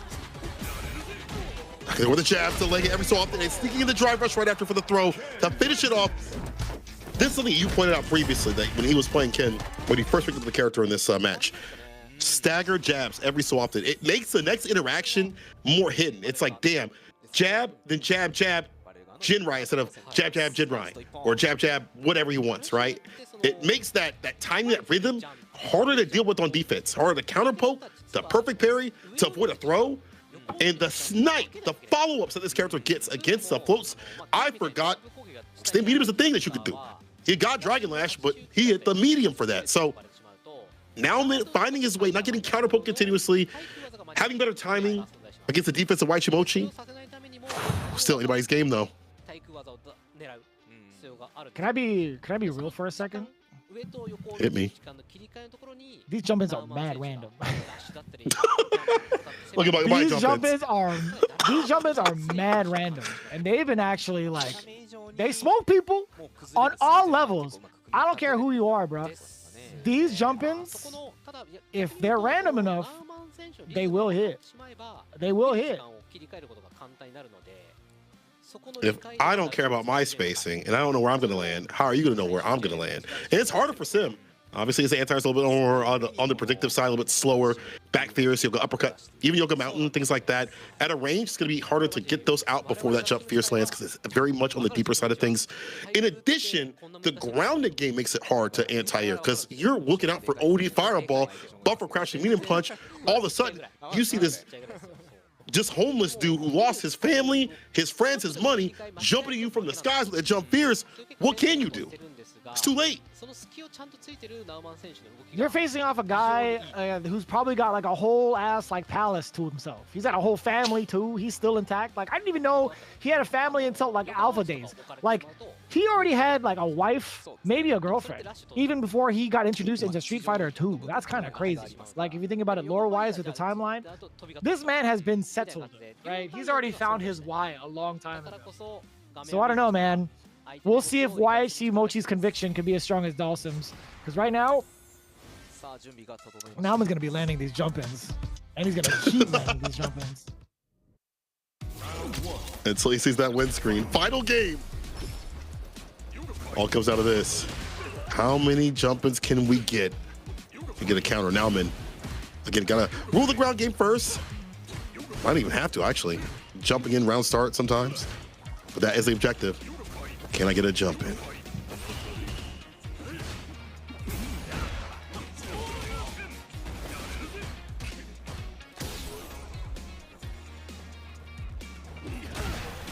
You again? Oh, feels so bad. Yeah, that was meaty as hell. That was meaty? Oh. What? That's totally fine. Nauman reversing the big 0-2 previous. Now look at that match point. Holding parry, keeping the bar up as much as possible. A threat of OD fireball or drive rush jab. And every time you dash back, try to get the proper space to anti this place, that's just Nauman pushing towards the corner. So you see the offensive right now from YHC Mochi. Pressing to get you with the OD fireball, with the mediums now. Oh my God, I got clinched right there.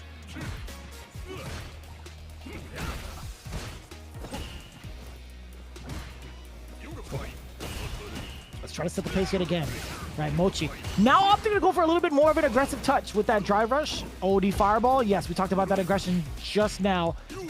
Perfect, too. OD uppercut. I like that. Nauman ain't scared. He's been waiting for you to come towards him. Perfect parry. Back throw incoming. Set up the fireball. No, it's drive rush instead. Mochi really putting on the gas. No pickup this time from Nauman, but the punish counter is here. YHC Mochi has Nauman against the corner. This pickup is great, though.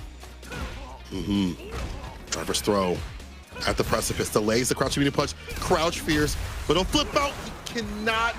Jinrai level 3 right after, the DI is perfect. It's final game, final round.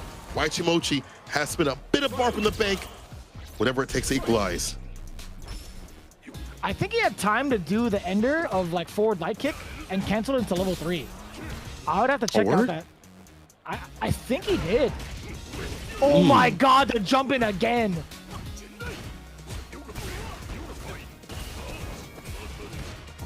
The arc, stand fierce right after. We're the one caught up in the corner. Strike up the drop gauge. Nauman holding parry. I like this. He trying to sauce it up. He do too much. YHC Mochi eating a ton of damage now in burnout. This is tough. Level 3 on deck though. Oh, knocking on the doors. Plenty of counter hits involved. Out of the corner for now. Walking it out. Gonna finish the plate. Let this character escape and get the bar back. Almost out of burnout. There we go. In the green. Woody fireball. Locked on the approach. He falls in the fireball. Almost got the pick. That would have been sick. He got the heavy kick. Level 3 is still there for YHC Mochi. Excuse me, that's CA. It doesn't matter. C out. Nauman with the confirm. Bringing back the Ken. My confirm for potential woman because there was no potential right there. It was all about Nauman going back to his main character and closing it out with the Ken. Man, oh man, this is what you like to see. People going back to the characters that led them to success. And seeing more Ken is always good. YHC Mochi, the man, he knew it was coming through with the Ken, but it's just Nauman backing off, not getting blown up. And then once again, as you mentioned, 70% of this was the jump-ins. Maybe even 80, actually. I think it's a high percentage. Whatever it was.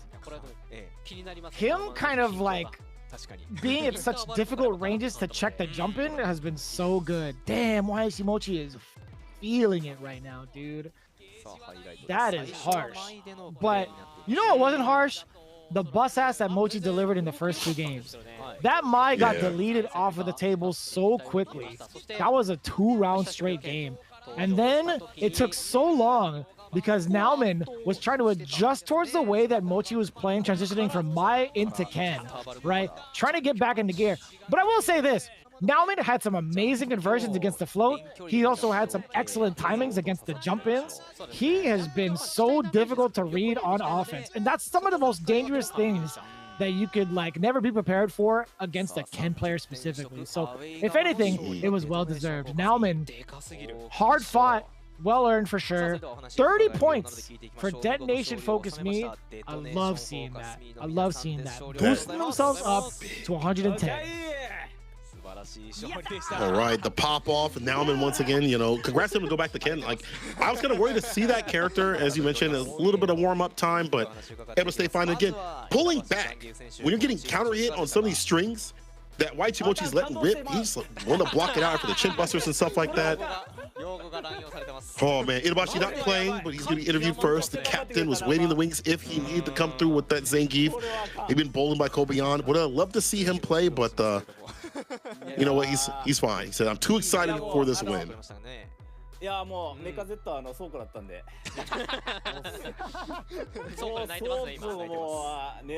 Yeah, he should be.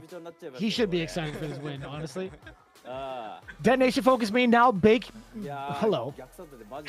now breaking past the 100-point threshold, right? Getting themselves into a very decent positioning into the second half. We've seen how imperative it is to score at least 100 points going into the second round robin phase of Street Fighter League Japan, and they've done it, right? They didn't have necessarily the best record coming into the second half of the season, but this is such a strong start. And also really comfortable to see Goichi flexurizing different characters. I mean, the Chun-Li is going to be like the base foundation for all of his decision making, but also we've seen his Cammy take down big W's. John Takeuchi following suit as well. He's gone from Rashid into Jamie, 2 games straight over Mago, by the way. Rather impressive in a matchup that Mago was very, very comfortable with. And then we're seeing Naomin starting to exercise that Mai as well with that Ken alongside him, just in case. Ibushi, all right, Ibushi still hasn't really played as much, so I'm kind of curious if he's just kind of like waiting in the rafters, kind of hiding tech. I don't know. Yeah, we'll see. Maybe he's waiting for the costume to drop. He said the Mecha Zangief was not in the mood today, so glad we were able to win without me. So hopefully they get that all booted up and ready to play. Because I want to see him not only with that DLC costume, but also I want to see him like be a prominent part of his team. Like, but right now the team's looking fine. Even though Goichi lost, you know, I feel like, as you mentioned, having a variety of characters, a playstyle that can be kind of annoying, and defense that's going to be changing, getting better. I know this week was kind of rough for him because we definitely brought out a different sort of style. The next time Goichi plays, he's going to have different defensive routings and timings and things like that. Goichi says, really important for us to win today at the end of the first half. I couldn't win, but John and Naomin did a fantastic job. I'll do better next time. So he knows. But yeah, now Naomin on the Kin and also some Jamie. So lower tiers, quote unquote, out here, or not as picked characters in general, still making waves for Team DetonatioN FocusMe. They've always been a team full of like toolkit sort of people. They have the grappler, the rushdown character, the mix-up character, and then the you know, maybe the all-arounder and things like that. But I like them bouncing back and forth between some of these archetypes within the players themselves to create even more variance and even more viability. That's what I love about like the current composition of some of these teams, right? They're so well-rounded, and there's also a lot of the players like starting to acclimate themselves with not only just like the CPT, but also bringing it back towards SFL, right? They may not be able to like travel to as many events or like see the results that they want, and how busy they are with their schedules, right? One of those players, obviously Goichi, he is a multi-game master, and he is in high demand for a lot of these events, especially with one coming up towards the end of the month, right? So with that in mind, the fact that these guys are fully acclimating themselves back into Street Fighter League, back into the team format, and still consistently doing well, I love seeing teams like this. It's so rewarding to see for all of us, right? Not just commentators, but also the fans watching through in chat. It's so cool to see how often these guys change up their playstyles week after week after week. And it's different than what happened last season. Like at ECT, I was in one of the training rooms. Some of the players, they had a little practice room with like Itabashi, Daigo, Jack, and Kevin. And I was talking to Ibushi about Street Fighter League. He was like a little depressed because it was towards the end of the season. He felt like the team was kind of struggling to stay alive. But this season, looking a lot more informed, happier. John Takuchi, by the way, said, sorry for the last episode. I really practiced Jamie. I'm glad it worked out. They asked, did you practice especially for Mago? He said, nah, it's just that I was too good. I believe You're it. nasty for that. You're believe right it. for it, but you're nasty for that. You the GOAT. Hey man, you won. Yeah. You won 2 games straight. You the GOAT. Like you can say whatever you want to be like, yeah, you're right. Yeah. ありがとうございました。はい。さあこの後、公式インタビュー個別に All 行い right, ますが、 final We're gonna be, words. the finishing interviews. You got it. ご対応よろしくお願いし Okay, ます。 Rounding okay, out my just a bad, my little bad. bit. こちらはメインインタビューは北木蓮さんに Nauman ございますので said it's the happiest win in Street Fighter 6. I've had advice in game and timeout. Really worked out from there. Really happy I won. The advice was, hey man, just jump. Jump more. Jump fierce. Jump heavy kick. You know those buttons? Do them. I'm sure there's more. But still, that's got to be the majority of them. And pick kid. Yeah. I honestly, like, I think he could have done the same thing with mine, but I could see the struggle. I could see like what was turning in his mind. He's like, I have to go, go, go. Funny enough, I think if he took that same stance that he did with Ken, I think he still would have found those W's with Mai as well, right? Like, take your time to like find these jump-ins, finding these spots, because even if like a jump-in doesn't work, I think Mai poses an even bigger threat with a dive bomb. You know what I'm saying? Ooh, like, you're right. even for further distances, there's further angles where she could dive bomb at and still be safe. So I think if Nauman's Mai took the same exact pacing and approach as Ken, I think he would have just found the same success. Personally, if not more, right? I think there's a lot more that Mai has on the table with level 1 being in that enhanced state that Ken will never have. But again, the fact that he got it with Ken, I'm thoroughly impressed. Thoroughly impressed. Can't say anything more about it. I will say this, though. The ending interview with the coach, Inabashi Zangief, says it's going to be the second half next episode. We're going to match up with teams we've played before. Stop whining. Just practice for the win. What a beast. What a beast.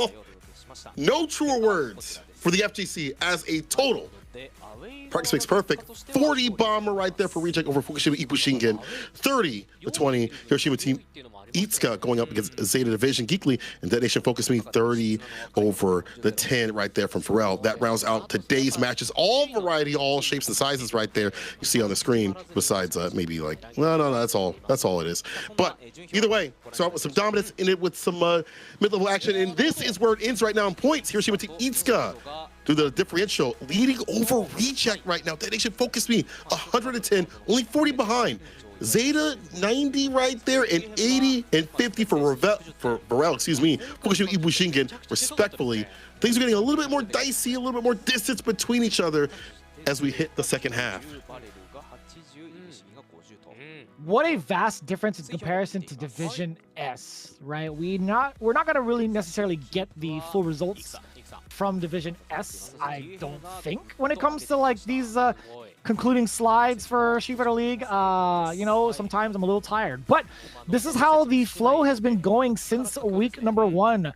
VARREL coming in from like the 2 to 3rd spot on a downward trend. Kind of rough while the rest of the teams have been playing catch up and making themselves acquainted to the top 3. However, Division S is going to be coming up next week on the 21st. I don't think Viper's going to be available just yet in terms of legality, but it's going to be Crazy Raccoon going up against Good 8 Squad, CAZ Osaka versus Nagoya NTP Oja, and then Victrix Favu Gaming versus Saishun Seoul Kumamoto. Switching things off with Division F, going to be happening next Friday on the 24th, right before Chengdu too. It's going to be Reject versus Zeta Division Geekly. Then it's going to be VARREL versus Fukushima IBUSHIGIN, and then DetonatioN FocusMe versus HIROSHIMA Team Igasa. Damn! That's going to be one banger of a marquee matchup. They gave me the stank face. It's going to be ridiculous with these run backs, these lick backs, these sides being switched. So if you're on the home side, you're going to be on the away side, vice versa. We'll see how they acclimate and their strategies going into this second part of the season. And you get to see the entire rest of the season, at least for the next couple of months. Coming up on the screen right here, take a picture, take a little screenshot, get that located right there. You also get to see the World Warriors, Chengdu, as you mentioned, coming up on the 1st and 2nd of November. It'll be a great birthday present for me to watch right there. And then the finale, at least for the playoffs, in December, the 13th and 14th for Division S and Division F, respectively. And then you see on the other side of things right there when the finals are, and I can't wait to see who and what team will be fighting the US and EU squads, because around these times, they'll be playing too, live. Count it live, so lock that in your calendars. You'll find that on the Capcom Twitter. People, it's been a fantastic time out here as we hit the halfway part of the season. A little sad, but you know what? You know what you gotta be sad about? Get these tickets. They're on sale right now. If you want to watch the grand finals of Street Fighter League World Champions, you can do so by getting these tickets. They are available right now. I believe that's for Japan in-house seating, right? This is going to be to get your way into the arena. It is the current pricing. I will say the S tier, I did happen to see what that gets you. I think you get like up close and personal. You get like the full shebang-a-bang of being on the floor in front of the arena. And I got to say, those seats are godlike. We actually got to see it in person last year. And man, you are in front of everything. And it's so, so sick. Japan World Warrior number 3 also coming up real soon. Yes, yes. Hit that QR code. The boys will be out there commentating. We'll see who gets those major amount of points. There's some people that have already qualified, but many that have not. In the strongest World Warrior region, many people will consider. So tune in and lock into that. Japan, if you're in Japan, you better lock in and try to qualify, get as many points as possible. It's up in the air who's going to win. Just like at Street Fighter League, people, it's been a fantastic time. Thank you so much for joining me and Fishes as we've been running it down the comms for the halfway point. Shouts out to production. Shouts out to all the commentators that have been coming through. Naru also joining us, respectfully. You know, appreciate him. He's been such a great player and a streamer. Good to see him hit the commentary desk along with Storm Kubo as well. Make sure y'all tweet out, let people know what's going on. But for right now, that concludes today. People, stay safe, and we will see you in the streets. Peace. それでは続くディビジョン S 第6節でお会いいたしましょう。それまでさようなら。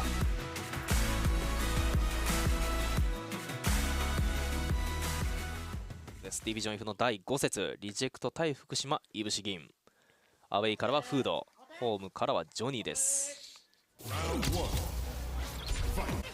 マリーザがもうドライブゲージがそうなって3見ている。余裕のターニーキル攻めで下段の崩し怖いが SS3 冷静なパリー。フードが安定感抜群。オーケー。よかった。ナイスファイト。ナイスファイト。まあしょうがないしょうがない。めちゃくちゃ良かったです内容。上から中段上り。試練戦から追撃。これはもう触っている SS シブジライマイナス5チャンスをつかめ翼。ただここにはチャンスをつかめ翼。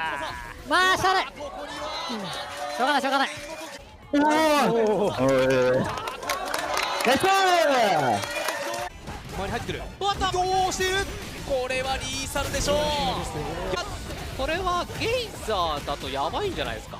パワーゲイザー SA2 からトリプル一瞬でパーフェクトカウンター祭り。うわー中が出ない。そこにすかさずレシャー。や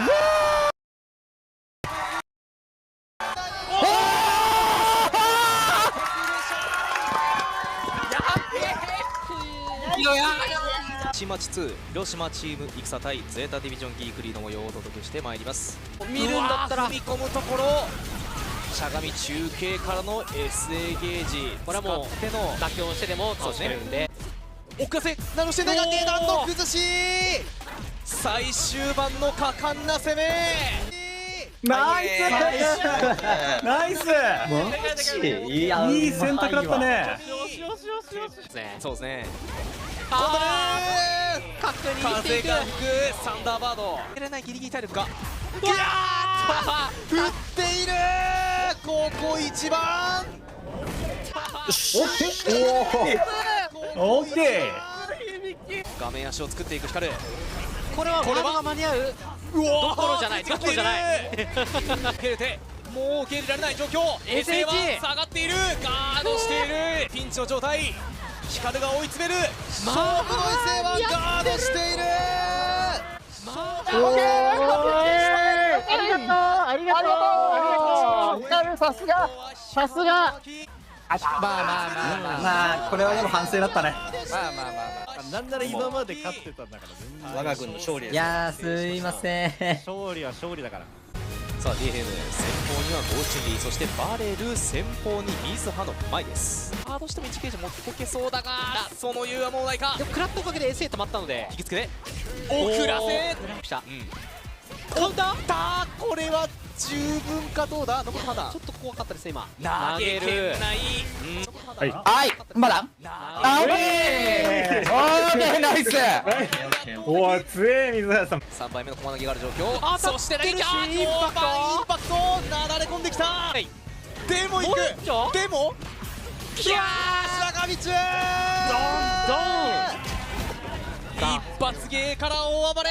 これは皆さんコメント準備ですねさあ襲撃ナイスナイスとゲージはない確定のインパクト。これは最大ダメだとおそらく3バーストヒット余裕のリーサルですが、後ろの炎がまだ立てるがまた潰した。リーサル十分だ。落ちがのけぞるカウンターだ。手段ラッシュ突き刺していったいやごめんマジか。いやマジか。ナイスね。ナイスファイトでした。よっナイスそれは頑張ったそれは頑張ったマジで。お